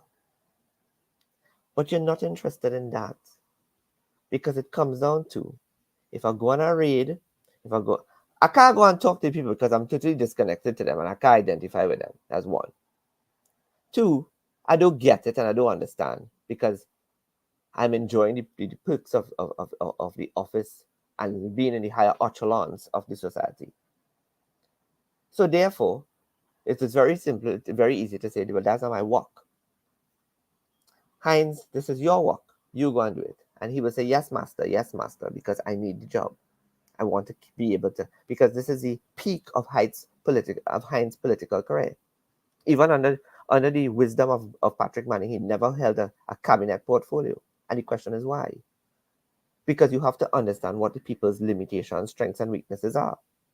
And if you can't do that as a leader, then you're starting in the wrong at the wrong point and at the wrong perspective. And again, putting square pegs in round holes. Was Stuart Young a better Minister of National Security? Yes. You know, it's sad. I don't agree with you there. Of course. I mean, Wall Street. I don't come on this show with you to talk about SH. You know what? Yeah, I don't agree with you. I agree with you. Stuart Young was way better. He was way better. It wasn't even close. Not even close. I mean, it's not There's like no competition. Yeah. It's like Stuart Young on the 95-meter line and that fella on the -2-meter line. But you also have to take into consideration that Stuart Young is a fella that he has a level of care, a concern. He's born into a culture of I mean, if you do some studies, if people do some studies on Stuart, and let me tell you something, I am not advocating for Stuart Young whatsoever. No, I agree with you. But if you do a little study into the background of Stuart Young, you'd realize that he comes from a culture of care and nurturing and understanding and linkage to the ground, right? And as a result of that, he would be interested in the safety and security of the country and the wider society and his people, notwithstanding the shadows, the dark shadows that follow his tenure as National Security Minister, right? The point is, though, this man just don't care. Heinz just does not care. Yeah, yeah. He don't give a damn. He Really and doesn't. truly. And Right? you hit the nail on the head, proverbial head. And I know many of the RPNM people will be shocked. And you shouldn't be shocked because I am honest. Plain talk, bad manners. Stuart Young and Fitzgerald Hines, there's Chalk no and cheese. comparison. No. None. Zero, no duck. Right? As a matter of fact, if I, Anselm Born, better known as Professor Wall Street, had to have a choice between Stuart Young and Fitzgerald as my representative, I will take 50. Well, as a matter of fact, I will take 100 of a half of Stuart Young. But on top 50%. of that, I'll take. on top of that, right? Yeah. There are many people, there are many persons who are members of the People's National Movement who has had a very bright, competent history and career in the defense services. That's a fact. It's not unknown that there are persons who have worked in the different protective services and risen to very respectable ranks over the years that are aligned to the PNM. It is no secret that it is very easy to look within the Senate and see who is persona non grata and simply say to that individual, we need your space in order to make room for a competent and a new dynamic for a Minister of National Security. I need your space. And take that person out of the Senate and reward them with something else. We have no ambassadors in Panama. So there's an ambassadorship available to Panama. Send somebody over there. Dr. You in the business of exiling people. What else you could do? Right? But Dr. Shane, but I just give the man an idea when I promised I wasn't giving him one, but I give him an idea because national security is a different level. He knows about those ideas because he exiled somebody to New York, he exiled somebody to Brazil. He have exiled quite a few people, so he has. He knows right? about. He knows how to exile, right? He knows how to exile. But pick one of your pick one of your persona non gratas in the Senate and simply get somebody and exile them. Yeah. Right? You are adding no value. You are adding no value to the Senate, and I don't need you to fight a seat because there's none that you can win. Go and become an ambassador. Correct is right. Correct is. I can't disagree with you, but Dr. Mohammed, here comes a fellow by the name of Mean Gene Julian, right? He lives somewhere in I think in Washington or in Baltimore, some one of them place out there. Crime addressing the issue starts with protection of the borders. In my estimation, that could be a very nice statement.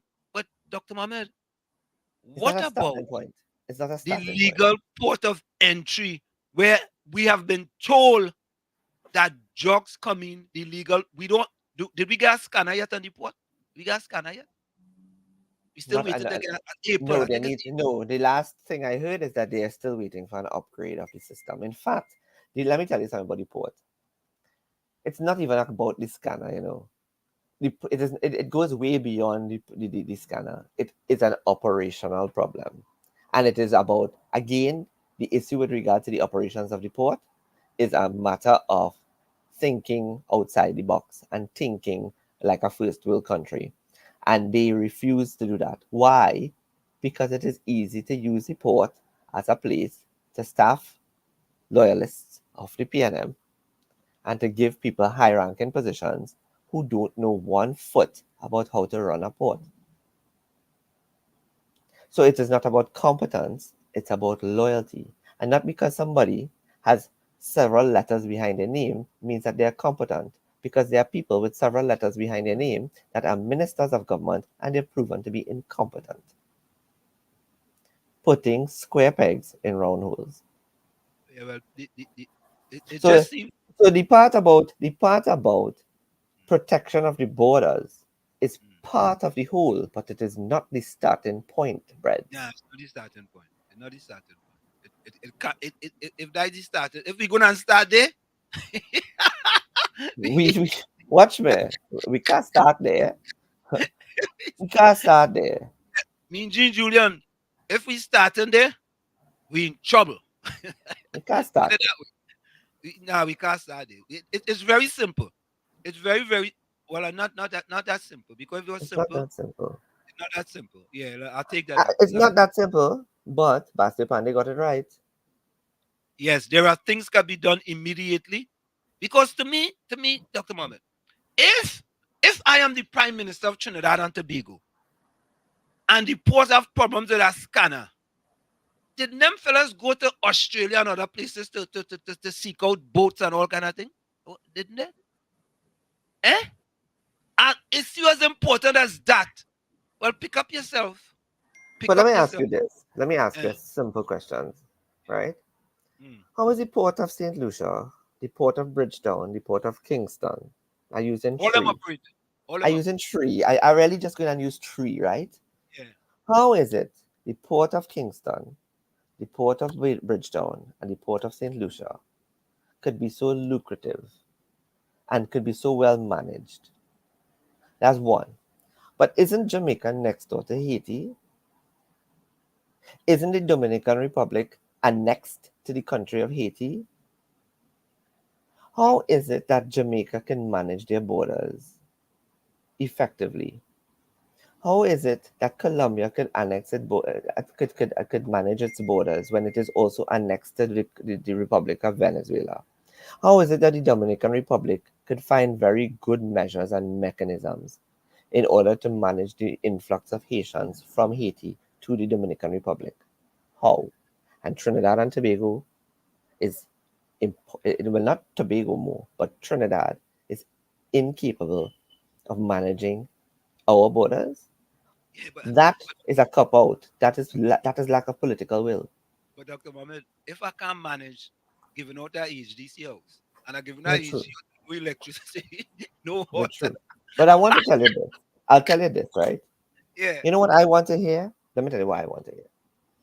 I want to hear the Shadow Minister of National Security, who is Dr. Rudal Munilal. I want to hear what is his perspective. And I want to hear how he or what he says that can be taken differently, can be taken, that could take us by storm, but could also make us all go, he might just have a good point there. I want to hear that. I want to hear the shadow minister of for the shadow attorney general, whoever that person may be. I want to hear what they have to say with regard to legislative framework. I want to hear I want to hear the shadow minister of finance come up with something that we could all Isn't that Dave Tanku? Is that yeah, Dave Tanku? The yes, Shadow Minister of the Finance? shadow minister of finance. And I would like to hear what is their alternative policies to what exists now. And then let's compare and see whether or not we could rationally and reasonably say and objectively say yes to the UNC. Because you see this barking at each other, right? This hatred for each other, this cheap politicking is not the answer to how we go, the direction we go in the future. And it is very true to say, Rowley has said it, right?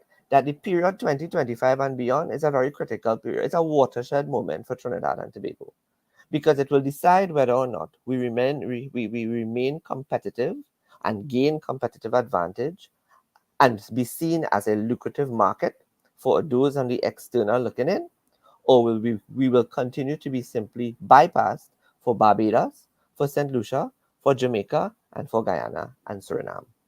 Plain and And simple. Dr. Mohammed, just before you go, unless the RPNM government gets all that crime, our foreign direct investment will continue to be in the sub basement. Because people Any want to come. Go ahead. any government, any any person, be it Hope, be it Miss Pandey, be it Mrs. Prasad Sasa, whoever else.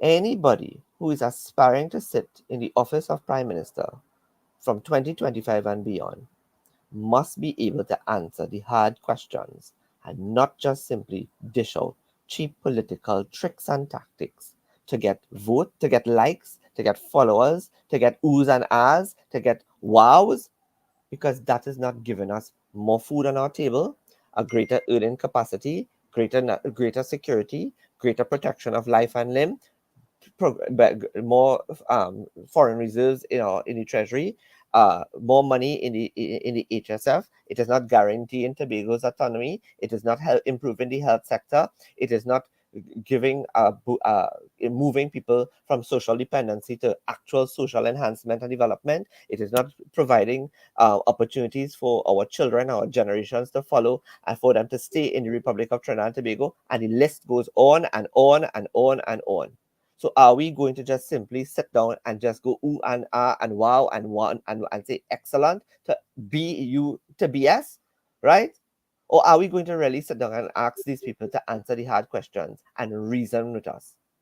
And if they can't answer the hard questions and meet us at a point where we could say, that is actually something that we can consider, then you're simply no different from what currently exists.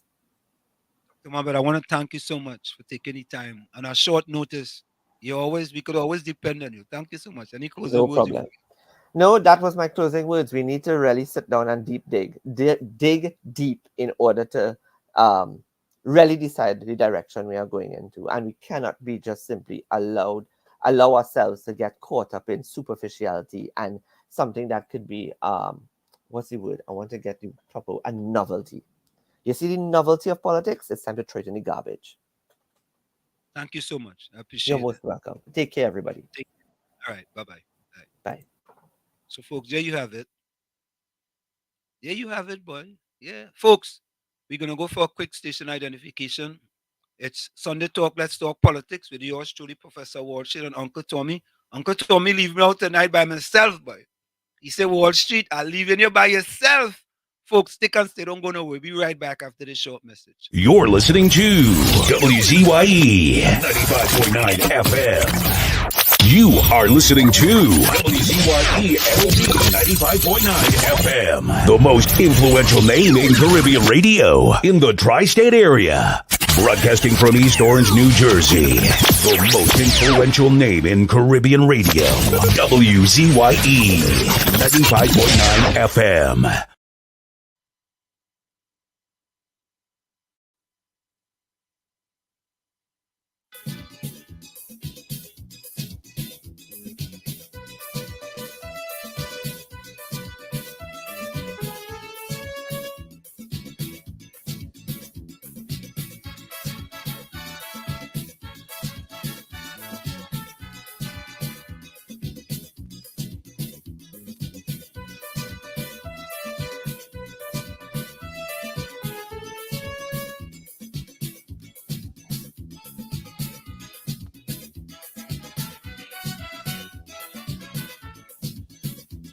It's time Trinidadian learn some sense and stop taking serious things for nonsense and laughing.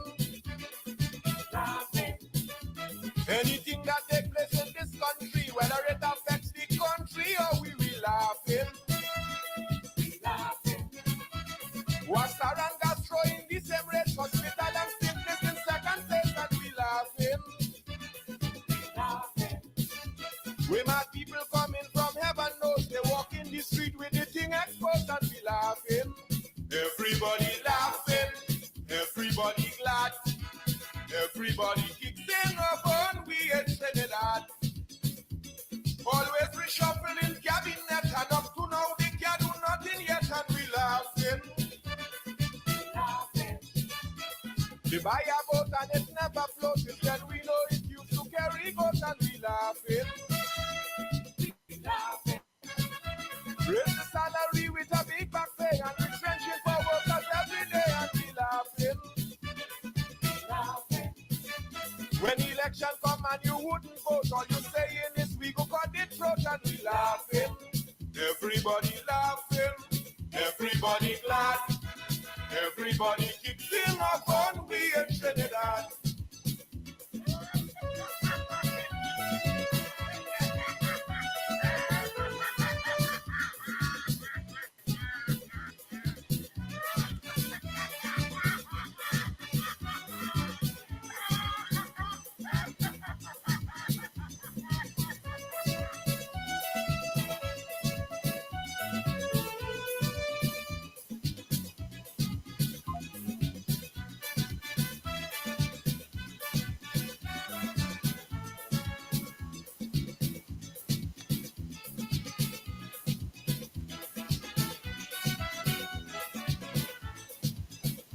All our justice children in record time, people asking if we promoting crime and we laughing. Can't finish the hospital of priority, but they finish the money in the treasury and we laughing. It's got losing $500,000 a day. This job on the main road and the highway and we laughing. They went for Malik and the Guyanese let O'Hala run off the hook with these and we laughing. Everybody laughing, everybody glad, everybody kicks in up on we in Trinidad. Some Barbadians say Adam shouldn't dead, that 13 p.m. should have dead instead and we laughing. He see Tobago and said tobacco, where he get his schooling from them don't know and we laughing. Sideline the commissioner police since that happen look crime on the increase and we laughing. The minister said crime on the decline and in 3 months they more than 29 and we laughing. Everybody laughing, everybody glad, everybody kicks in a fun we in Trinidad.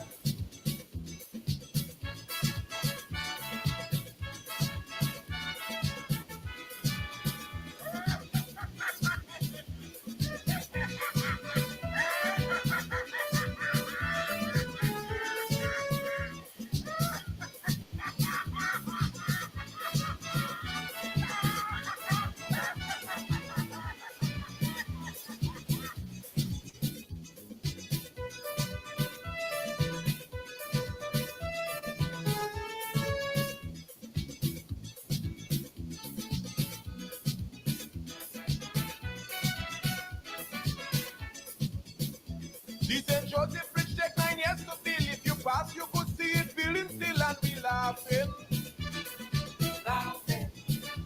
While the boys industrial burning down school, the boys in a back room having fun and be laughing. No commissioner, two chief justice, I hope and tell people about this and be laughing. The DJ wouldn't play my calypso like he's a youth and Eagle Toronto and be laughing. Everybody laughing, everybody glad, everybody kicks in a fun we in Trinidad.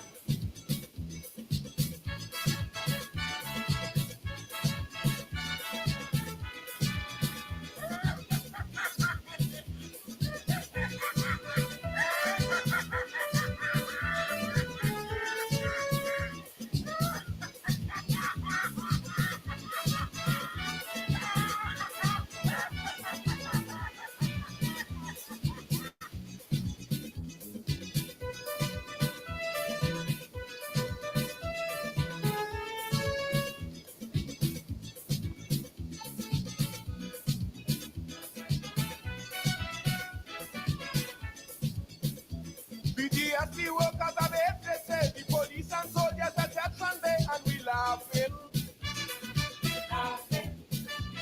It's not the first child of vagrant killed, but they had them roaming the country still and we laughing. They say 2 ministers involved in coke, and we hope this joke that they're making joke and we laughing. Containers disappearing every day, how we disappearing customs can't say and we laughing.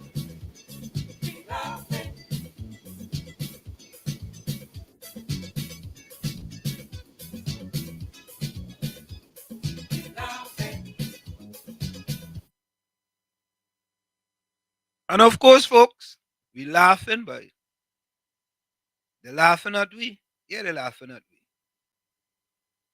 Why they laughing at me? I don't know. And Professor Wall Street on WZYE 95.9 FM.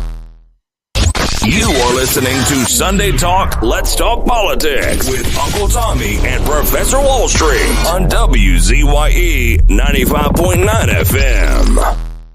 Check this out, it's DJ Khaled. This is Post Malone. Yes, that little Chico Pitbull. You're in the mix with Sunday Talk, Let's Talk Politics with Uncle Tommy and Professor Wall Street. Yo, what's up? This is Dr. Dre. What's up, y'all? This is Tupac, Machiavelli the Dawn. Yo, what's cracking like? This is Big Snoop Deal Double G. You're in the mix with the one and only Sunday Talk, Let's Talk Politics with Uncle Tommy and Professor Wall Street.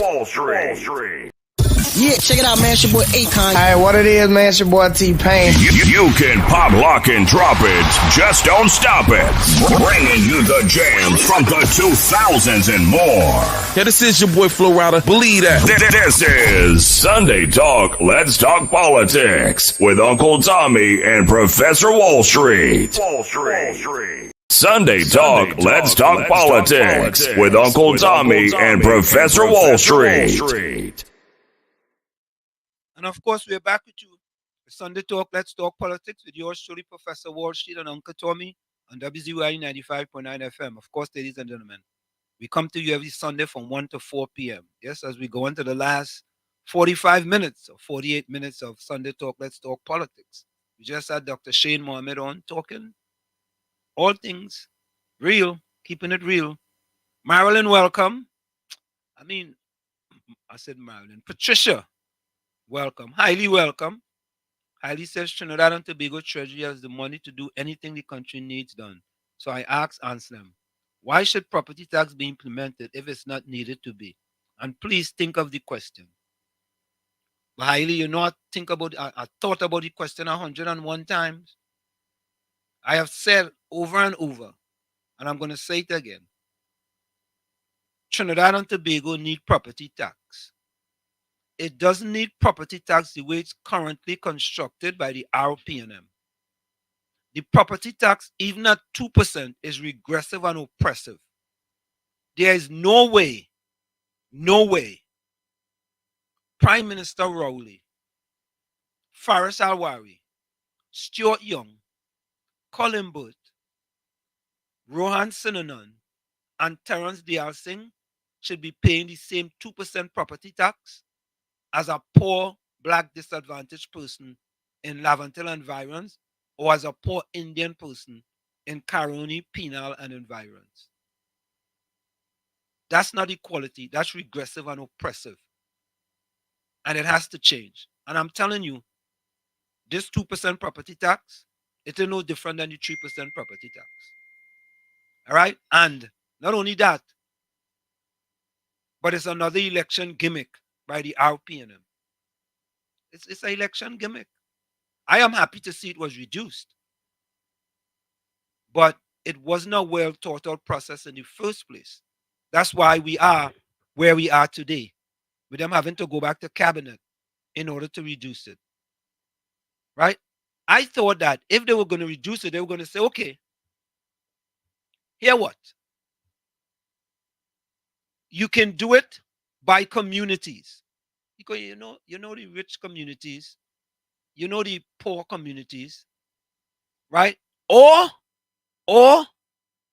you can do it based on your assessed value of the actual house. Not going and looking and saying, all right, I think you could get 15,000 a month for that house. Yeah? Or you could get 5,000 a month for that house. And we had said to the people about a 2x4 shack. And lo and behold, the same exact thing happened. A man have a 2x4 shack, $96,000 annual rental value. $96,000. His property tax is a little bit over $2,000. Same thing happened.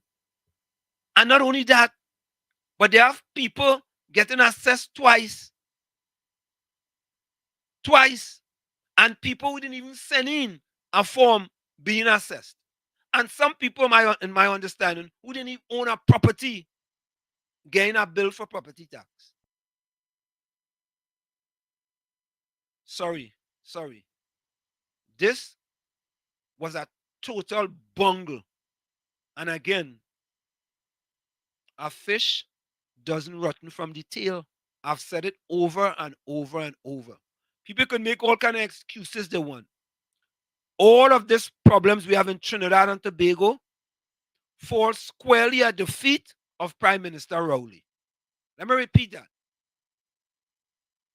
All of the problems, crime problems, health problems, education problems, property tax problems, fall squarely at the feet of Prime Minister Rowley.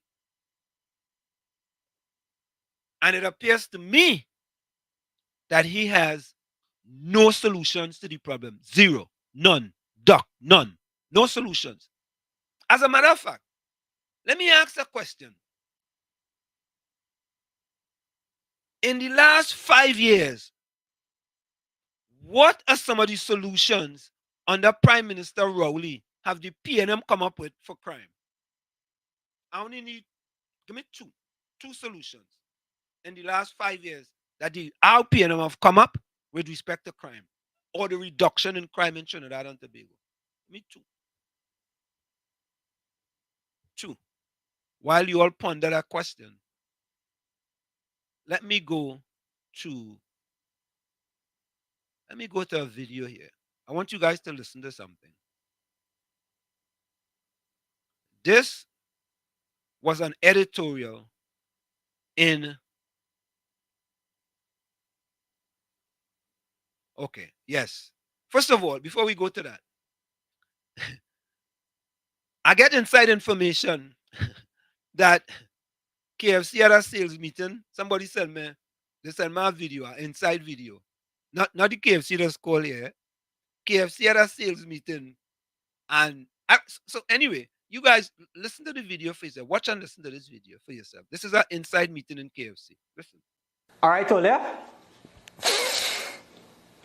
As much as I hate to say it, say it's bad. Take it back. Bad. This is our branch is empty. Wow. We need to do something about this right now. Any ideas? Well, boss, everybody complaining about the prices, so we should drop the prices.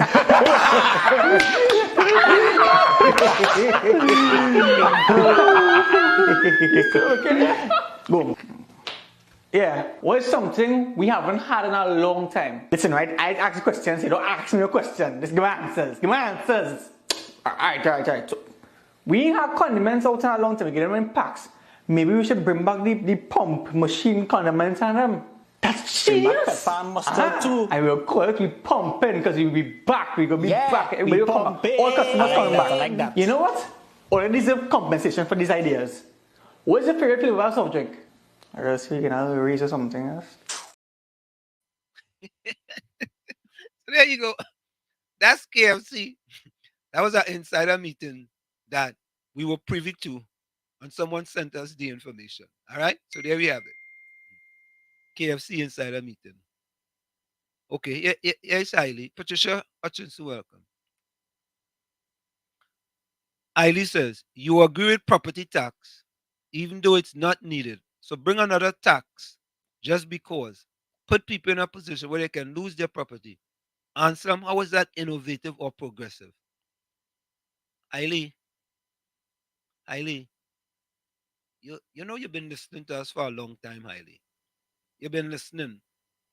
And I know you do not have a red sunglasses, nor do you have a left earplugs, a left red earplugs in your left ear. I know you don't have that. Eiley, property tax could be progressive when everybody is not paying the same amount of percentage of property tax. For example, I do not pay the same property tax as my next door neighbor.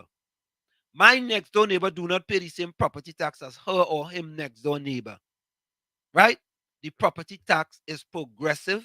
It's based on the size of your house, where your house is located, which is very important For example, in South Orange, Mayport, we have houses on the hills. Houses on the hills are more expensive than houses at the bottom of the hill. That's just the way it's structured here in the United States of America, right? So if you have a house up on the hill, that house could be worth $1 million. And for example, your property tax could be $35,000, $40,000. That's in the suburbs. Take the same house, Highly, and put it in Newark, New Jersey. Newark, that's an urban community. That same house, same size house, that look like $1 million house in South Orange and Maplewood, will sell in Newark for maybe $500,000. And that same house, same size and everything, their property tax could be $10,000. That's why it's considered to be progressive. Because based on the neighbor that you live in, you pay a higher property tax. Let me go further to Trinidad. How could someone in Westmoreland pay the same 2% property tax as someone in Chumakak, Lavantil, with a same size house?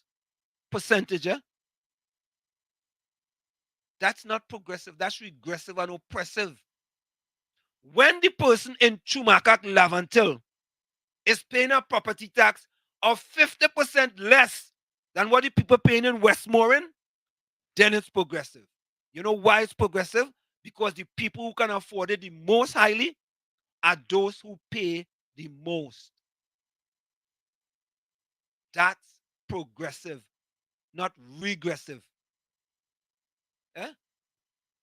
Now, we ain't got no call from Tobago yet. One of them people from Tobago go call. We ain't got no call yet. Like, nobody ain't got no assessment. Them Tobago people good. So, Highly, I hope you understood that. All right? What if property tax is not implemented, then no one even have to lose their homes? That's progressive, Anselm. You're not making sense at all. Property tax is not needed, period. Is that not the best way? Highly, I'm trying to give you some information. And you don't want to get the information. You don't want to receive it. Yeah? I think if you take a survey in Trinidad and Tobago, many people will say, I don't have a problem paying property tax. Many people. I think so. Many people say, Patricia and Ned, welcome. Many people say they don't have a problem paying property tax. In my estimation.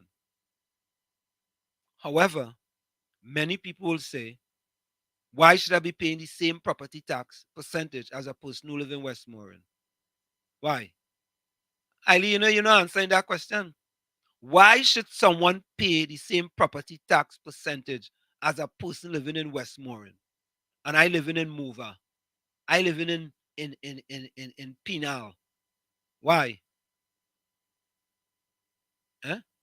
So, folks, I want you all to listen to this Guardian editorial today. This is a Guardian editorial today. I think it's today, Yeah, I think it's today. I want you all to listen to this. Take a listen. A Trinidad and Tobago Guardian newspaper's editorial. Planning, preparation, and management. Managing a country is never easy. Managing a country in transition is even more challenging as the pace of change varies, sometimes slow, sometimes fast, and according to Murphy's Law, anything that can go wrong will go wrong. With change comes policy challenges and communication choices. Which policy options and how best to communicate the choices? How will the messages be received? There are no easy answers. One must simply do the best that can be done in the circumstances. Last week, there was good news in the positive performance of TNT's representative at the Miss World competition in India and in the IMF report which projected modest growth, even though there is still much to be done. Pastor Brown, a 67-year-old SRP working with the SSA, made some troubling revelations which justified the ongoing investigation. A major Wassa pipeline failed, piling additional pressure on an already weak water infrastructure. Then there were property tax issues which resulted in an emergency bill. There were the customary high crime dramas led by the House of Horrors, followed by a shooting rampage at Hart Place, East Dry River in Port of Spain, during which 5 people including a police sergeant were killed. Pastor Brown's revelations are troubling and raise several questions about the lack of oversight. Who will guard the guards? This question should have been anticipated and appropriate mechanisms devised and instituted. If they were, what happened to these mechanisms? Until and unless these oversight mechanisms are properly implemented, there will be other investigations. The implementation of the property tax and the proposed amendment to the property tax rate signal another planning failure. Valuing approximately 400,000 properties was always going to create logistical and transparency issues. How many staff are there in the valuation division? And what comparative market data was used to guide the valuation exercise? If none, what rule of thumb principles are employed? None of this information is currently available to householders. Aren't householders entitled to know?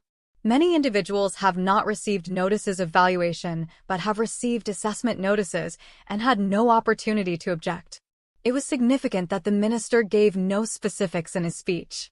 How many notices of valuation have been issued compared to the number of objections? How were the valuations done? And how do the valuations compare between areas? Instead, the minister spoke anecdotally saying, primarily in the middle and upper levels, there have been several cases that the annual rental values were not consistent with expectations of property owners, in inference with socio-political overtones designed to downplay the objections. How did these valuations compare with market rents? Clearly, there were many objections.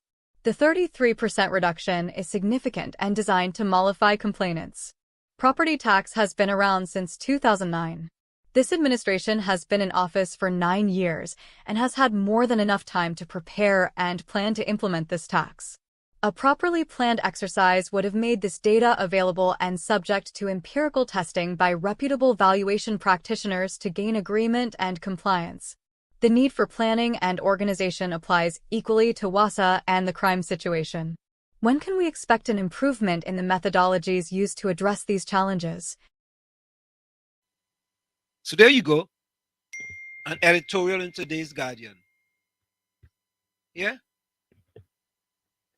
And what I like about the Guardian, there's nobody named to it. But it's not just the Guardian, you know. Vassan Bharat talk about taxes too. Listen to Vassan Bharat. On March 9, 1776, Adam Smith, the famous philosopher and economist, declared that the role of governments is to provide external national security, internal national security, and the provision of basic goods and services, for example, education, infrastructure, and transportation. And for that, the citizens of a country will pay a fair share of taxes based on their incomes. Today, the government of Trinidad and Tobago is going back to the Parliament to continue to tax the people of Trinidad and Tobago because of their own incompetence and because of their own failed economic policies of borrowing more money, taking money from the Heritage and Stabilization Fund, selling of state assets, and taxing the population. Taxing the population. Today, they go back to the Parliament to hoax us, to try and tell us they are reducing the property tax from 3% to 2%. I say to them, and I say to all of you, no more taxes until we fix this. No more taxes until we fix this. No more taxes until we fix this. No more taxes until we fix this. No more taxes until we fix this. No more taxes until we fix this. No more taxes until we fix this. No more taxes until we fix this. I say, we say, no more taxes until you fix these issues that affect the quality of our lives. So there you have it. Vassan Bharat. No new taxes. Yeah? I mean, I really don't have a problem with what Vassan Bharat is saying there, to be honest with you. Eileen says it's not needed, so why people should be burdened with it? implementation of property tax is oppression. That's what we said, Eiley. It's oppressive and regressive. Let Ansem and Trinbagonians know this, because obviously Ansem doesn't know what he's talking about.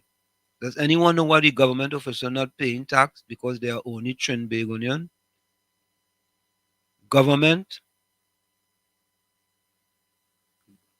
officials pay no taxes because they are the only real Trinbagonians. Everyone else is resident of the country. You are not citizens. Only citizens have ownership. I don't know. Does when a government minister get his salary, they don't pay no taxes? If a government minister to go to the grocery store, do they pay value added tax? I'm just asking. Or are they exempt from value added tax? I'm asking that question. I would think there are some taxes that the government officials must pay. Must pay. So the other two big issues that was the massacre in the Harp and the PNM election gimmick. So listen to this. The 14th of July, we were asked to come in to view the houses, our houses in detail.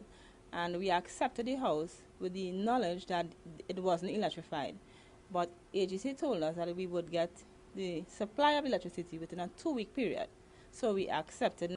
On July 18th, 2023, Ms. Brumble and well over 100 other people received the keys to their new HDC homes in Cashew Gardens North. But it was all to be short-lived as the HDC requested the keys back mere days afterwards. Why was this? Is it that it was an election ploy? Is it because we got it in July and election was August? Is it that we getting the keys for the house for local election and we get the electricity for general election? What really taking place?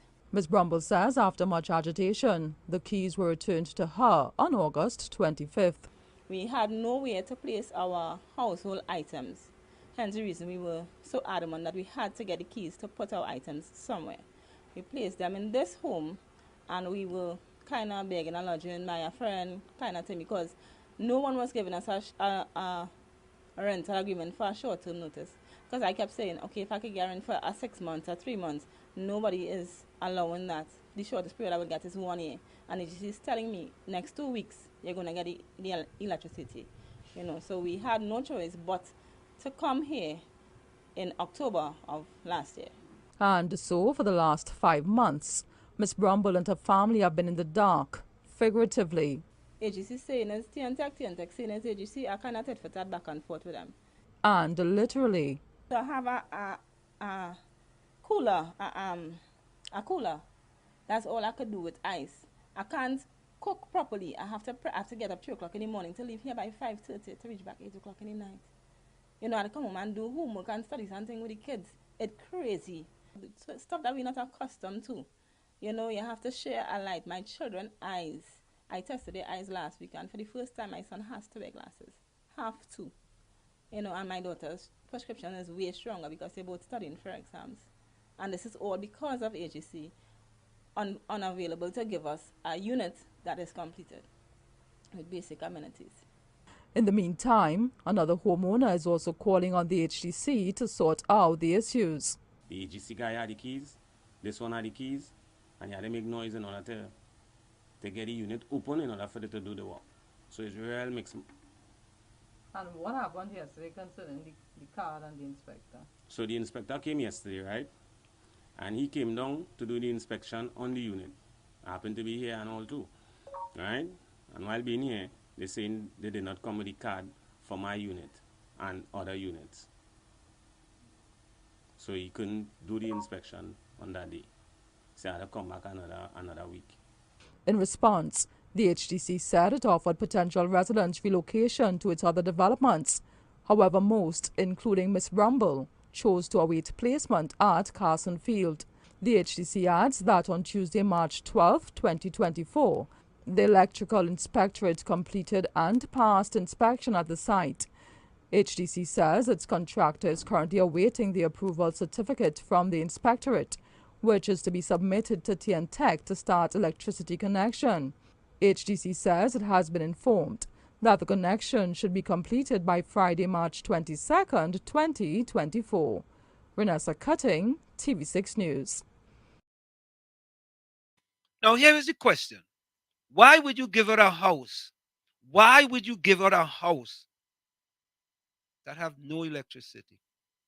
Why are you doing poor people that? Why? Why?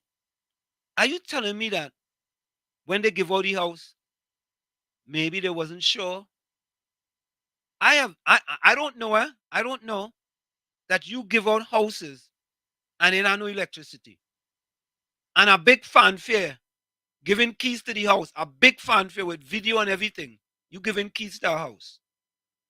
And that's acceptable to people. Making excuse for your party. Talking about how, yeah, I think let us give out house without electricity. Come on, man. You know what? It's better you say nothing. It's better you keep your mouth shut than to try to make excuses for your party. Really, boy? Really? What kind of conscience people have, boy? Just to defend your party by any means necessary. People really and truly care in Trinidad and Tobago, boy? Does the PNM really care about poor people in Trinidad and Tobago? I'm asking that question. For the life of me, you see this video? There was no evidence to ever say that giving out houses was political gimmick. No evidence.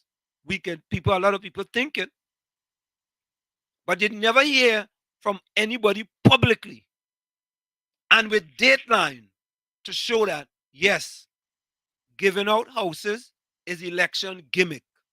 What else is election gimmick? Is road paving election gimmick? You have to ask yourself that now.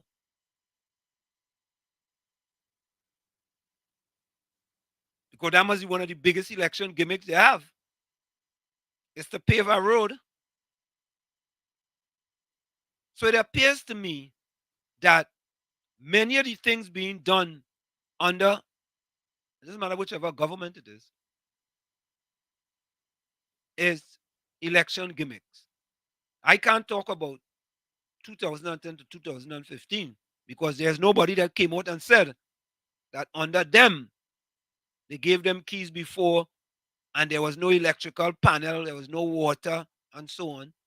But we have evidence now that they were giving out keys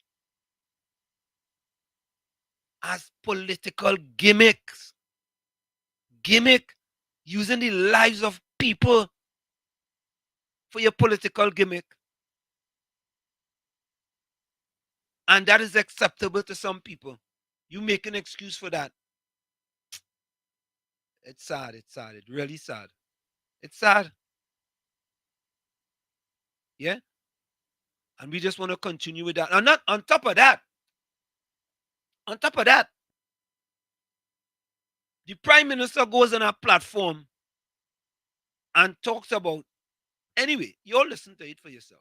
Listen to it. Dr. Keith Rowley has reiterated that there will be a zero tolerance for living on the streets of Port of Spain after the new assessment center for street dwellers is completed. Speaking at the Citrus Close sod tuning on Tuesday, Dr. Rowley said he is expecting some commentators to defend the indefensible, but he insisted that government will ensure there is no right to live on the streets.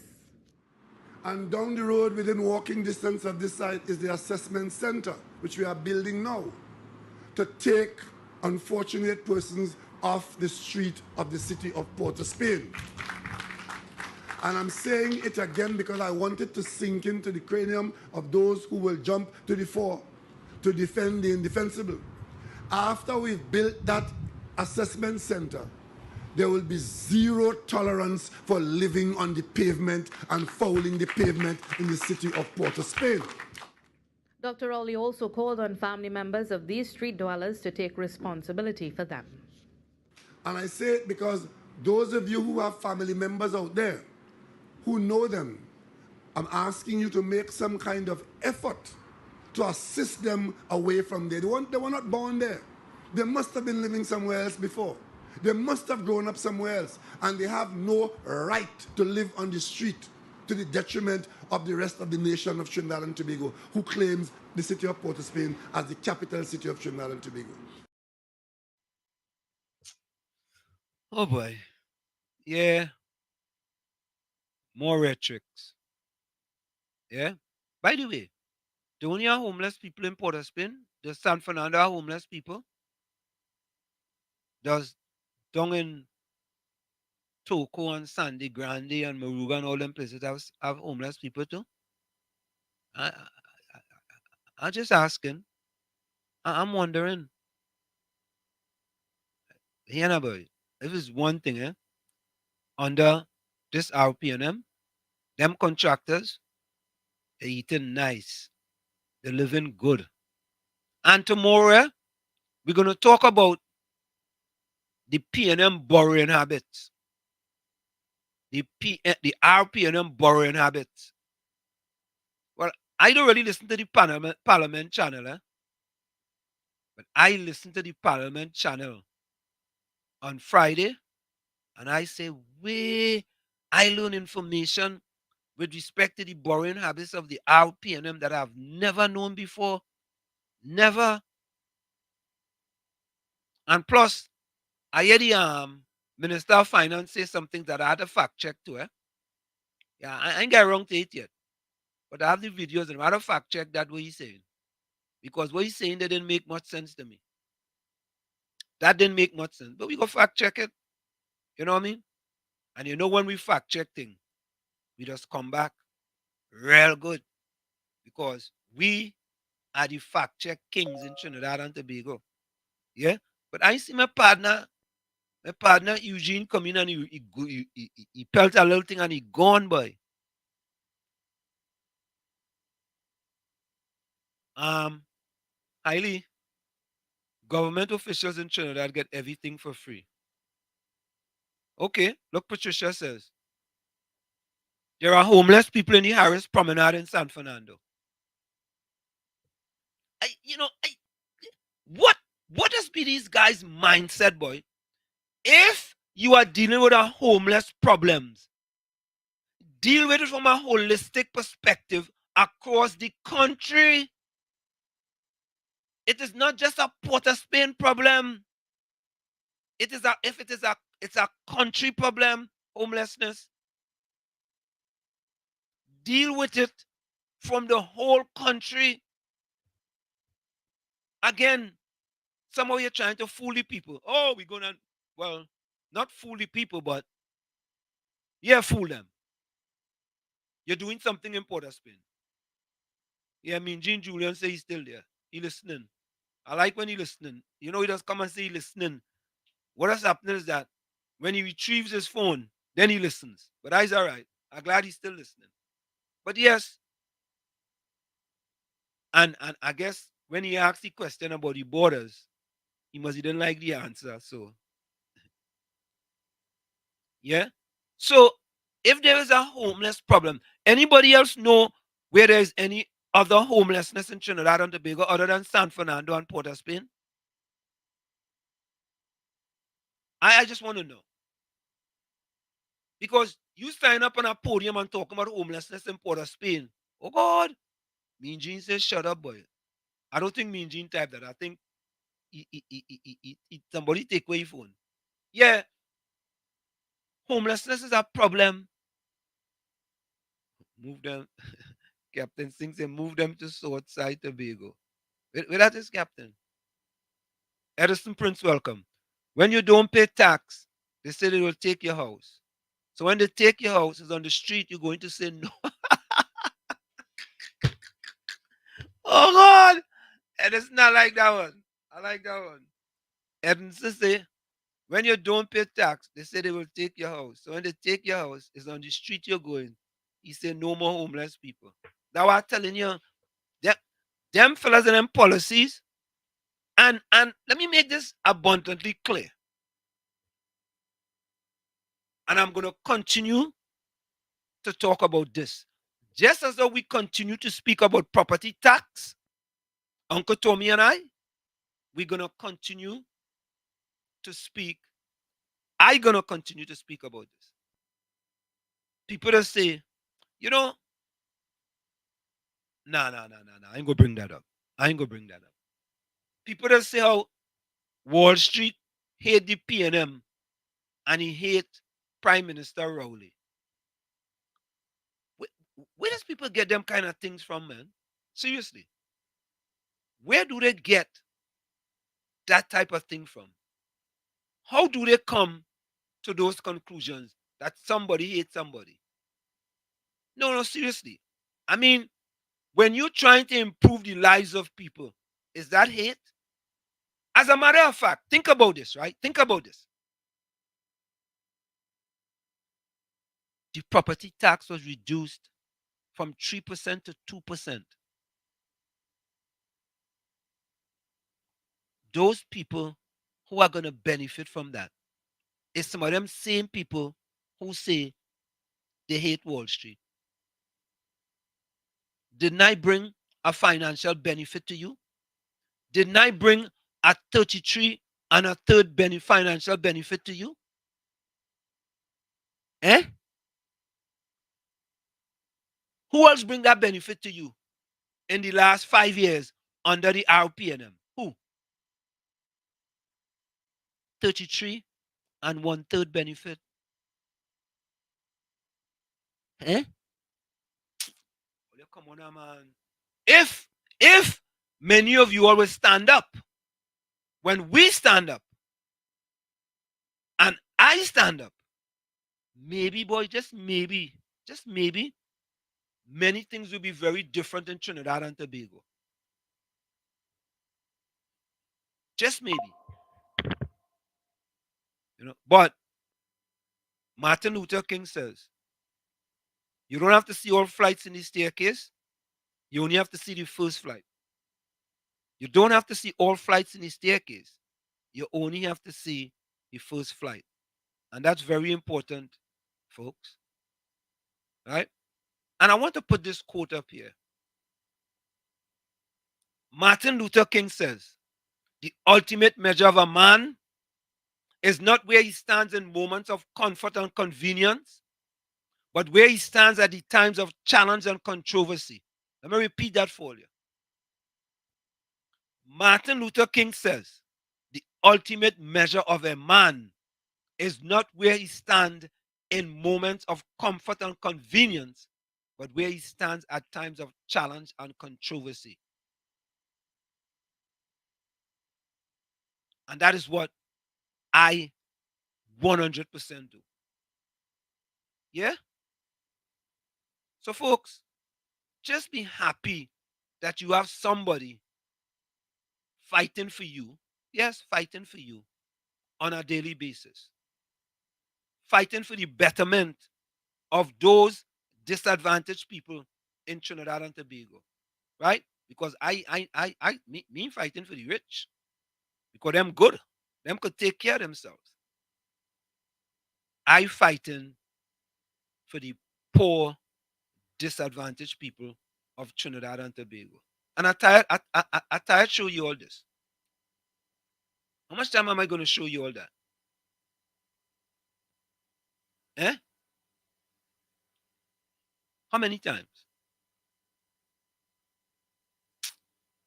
And I'll be honest with you. Sometimes people ask me, Wall Street, you don't get tired, boy. You don't get tired.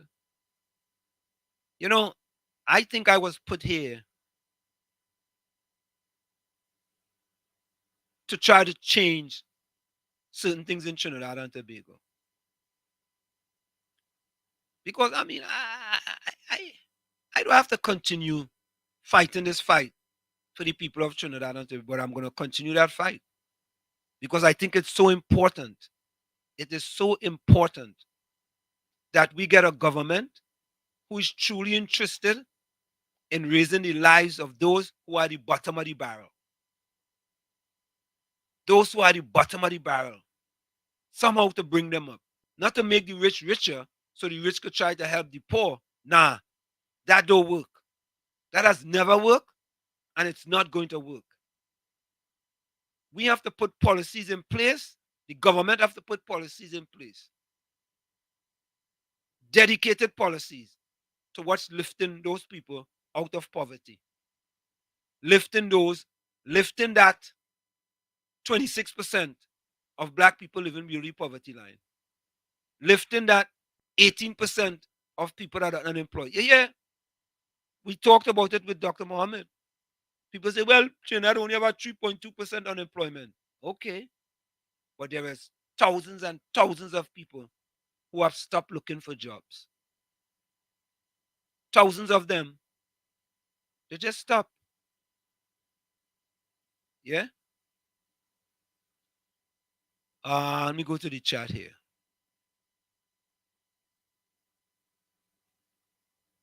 Okay.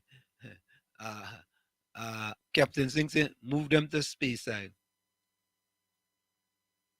Joel Springer, welcome. Joel Sprang Winter. Where you joining us from? Now, Joel, we have said, and Hailey don't hear this, we have said, as a matter of fact, I don't know, you all can correct me if I'm wrong on this.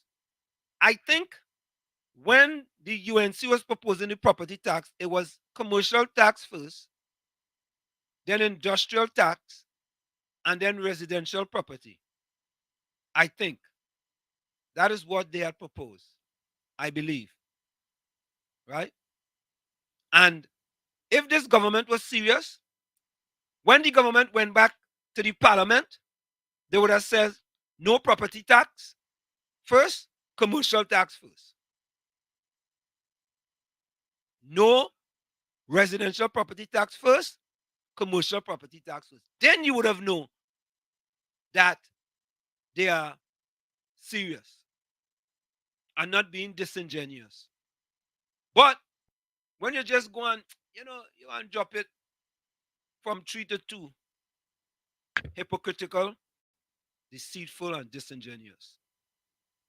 So, Joel, I think no property tax is not an option, but an equitable property tax, I think we can work. Okay. Anselm, when you're a resident, you cannot be homeless in the Hilton, Anselm. Like your head harder. Port of Spain is the politicians' stomping ground, and they own it too. They don't want any residents homeless. Think they could stop homelessness on their property? Okay.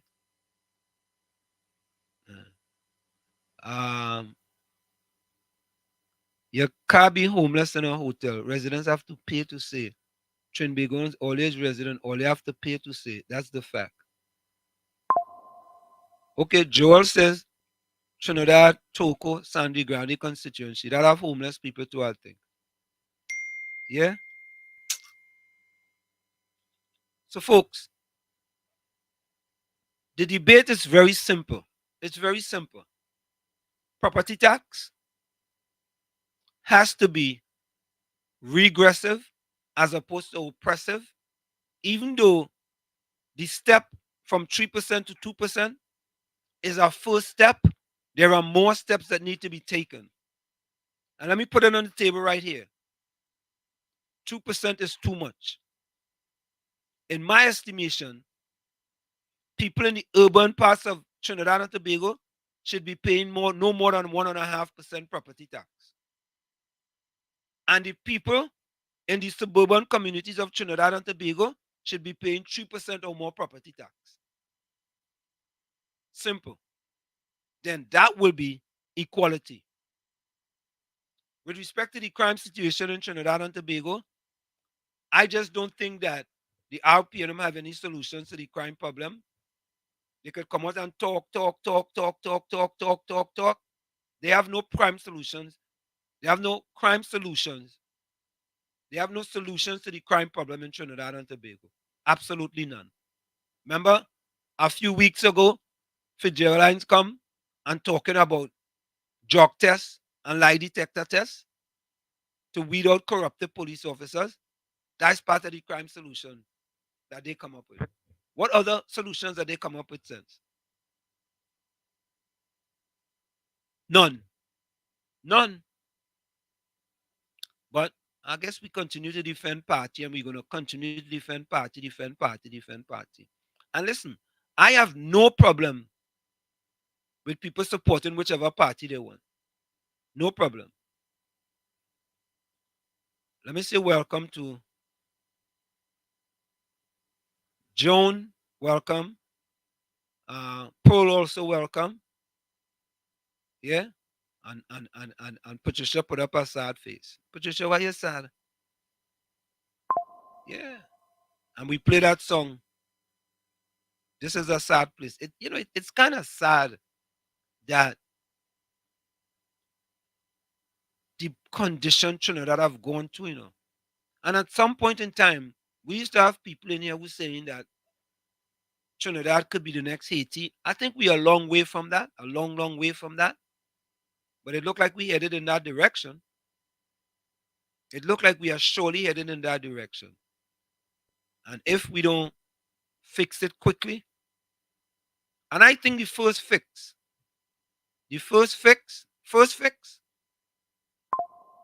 in my estimation, is to change the Minister of National Security. That's the first fix. Changing the Minister of National Security so people could just breathe a little bit. I think Earl Christopher, her contract might be up soon.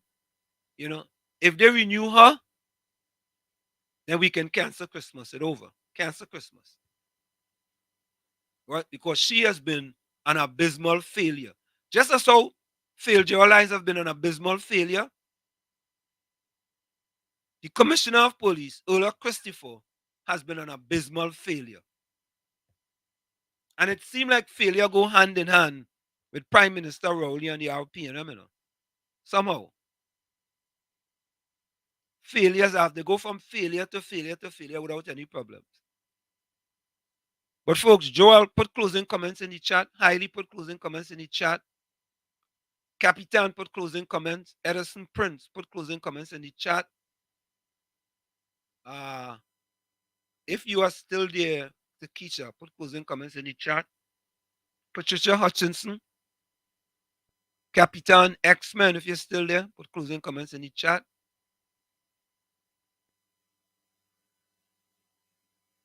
Vidya, if you're still there. John Buderam, if you're still there. So, folks, we're going to go for a quick station identification. It's Sunday Talk, Let's Talk Politics with yours truly, Professor Walshed and Uncle Tommy on WZYE 95.9 FM. We're going to go for a quick, let me see if I get this here. Yes, let's go for a quick station break, and we'll be right back after this. Don't go nowhere. Stick and stay. We'll be right back. You're listening to WZYE 95.9 FM. You are listening to WZYE 95.9 FM, the most influential name in Caribbean radio in the tri-state area. Broadcasting from East Orange, New Jersey, the most influential name in Caribbean radio, WZYE 95.9 FM. We are back with you. It's Sunday Talk, Let's Talk Politics with yours truly, Professor Walshed and Uncle Tommy on WZYE 95.9 FM.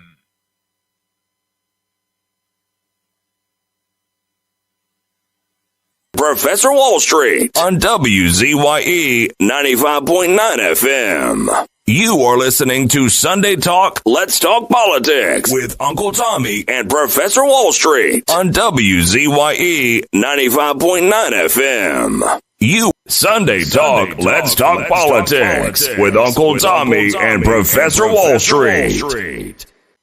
Yeah, check it out, man. It's your boy Akon. Hey, what it is, man? It's your boy T-Pain. You can pop, lock, and drop it. Just don't stop it. Bringing you the jams from the 2000s and more. Yeah, this is your boy Flo Rida. Believe that. This is Sunday Talk. Let's talk politics with Uncle Tommy and Professor Wall Street. Yo, what's up? This is Dr. Dre. What's up, y'all? This is Tupac, Machiavelli the Don. Yo, what's crackin'? This is Big Snoop DOWG. You're in the mix with the one and only Sunday Talk. Let's talk politics with Uncle Tommy and Professor Wall Street. Check this out, it's DJ Khaled. This is Post Malone. Yes, that little Chico Pitbull. You're in the mix with Sunday Talk. Let's talk politics with Uncle Tommy and Professor Wall Street. And of course, we are back with you. It's Sunday Talk. Let's talk politics with yours truly, Professor Wall Street and Uncle Tommy on WZYE 95.9 FM. Of course, ladies and gentlemen, we come to you every Sunday from 1 to 4 p.m. On Sunday Talk, Let's Talk Politics. We originate, we don't imitate. There's no others like Sunday Talk and the information we give to you. And we guarantee people the information we give to you are going to be factual, truth, and sometimes you may not like to hear it, but we are not going to mislead you. We are not in the misleading business. Okay? Even though we may support a certain party, and everybody have a right to support whichever party they want to. But if you think your party is not doing the right thing, say something. Don't just sit down there and take it. If you see your party is misleading, you see it, not that you heard that your party misled the people, either you stay quiet and don't say anything, but don't try to defend it. Don't try to defend the indefensible. Because some of these things, you really can't defend it. And when you defend it, it shows how hypocritical, deceitful, and disingenuous you are. Yeah? So, folks, let me go. What's my closing comment?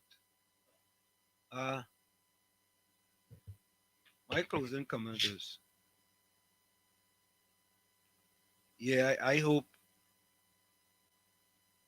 this trip know that thing too.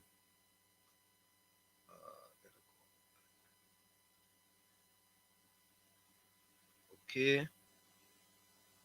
Here's my closing comment.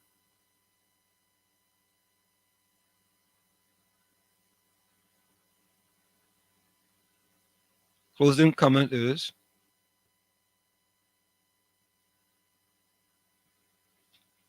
you may not always end up where you thought you were going, but you will always end up where you are meant to be. You may not always end up where you thought you were going, but you will always end up where you are meant to be. From where I sit, this is it. The clock on the wall say that's all I like to say, but I've got to go. Remember, hard work beats talent when talent does not work hard.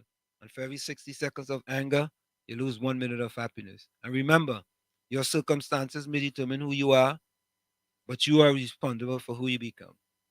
Thank you. Patricia says, hope they straighten this property tax thing in a reasonable way for all citizens. I hope so too. In this way, his subject will slowly forget his cruelties and the prince can better align himself with his subject. Edison Prince says, I'm going to have lunch now. Keep pressing on, Wall Street. Thank you, my brother. Thank you. Thank you. Somebody gotta press on. Captain Singh said failure goes hand in hand with the P&M. Okay. Captain, you know how to talk real day, boy. Let me see what's this new comment. A stroke from Nico Machiavelli. Okay. So, folks, we are out of here. We're going to see you same time. Not same time. No, not same time. We're going to see you tomorrow from 7 to 10 p.m. on In the Village. See you. Bye-bye. This is This is a oh Lord, Trinidad and Tobago. This is DJ Bravo. I'm hurting you know. This is a sad place. My country turned into a sad place. When I look around, it's only sad face. Our country turned into a sad place. All I see in front of me, nightmares turn into reality. Like somebody build a monster factory. Parliament up against parliament economy. But let the moderator send another body in a drain. Somebody girl child missing, another rape again. And next road stain with somebody's sunburn. Who take the S out of Port of Spain? This is a sad place. My country turned into a sad place. When I look around, it's only sad face. Our country turned into a sad place. Now with the love, with the vibes, with the hope. Now tell me something, how we really want we cope. When the children breathing in too much gun smoke. And the Coast Guard can never see a boat. Yes, I'm like some goats when they come looking for votes. Hit the empty promises, reading like a horoscope. Justice for sale in a fat envelope. Politically, all the answers is a joke. This is a sad place. My country turned into a sad place. When I look around, it's only sad face. Our country turned into a sad place. All I see in front of me, nightmares turn into reality. Like somebody build a monster factory. Parliament up against parliament economy. But let the moderator send another body in a drain. Somebody girl child missing, another rape again. And next road stain with somebody's sunburn. Who take the S out of Port of Spain? This is a sad place. My country turned into a sad place. When I look around, it's only sad face. Our country turned into a sad place.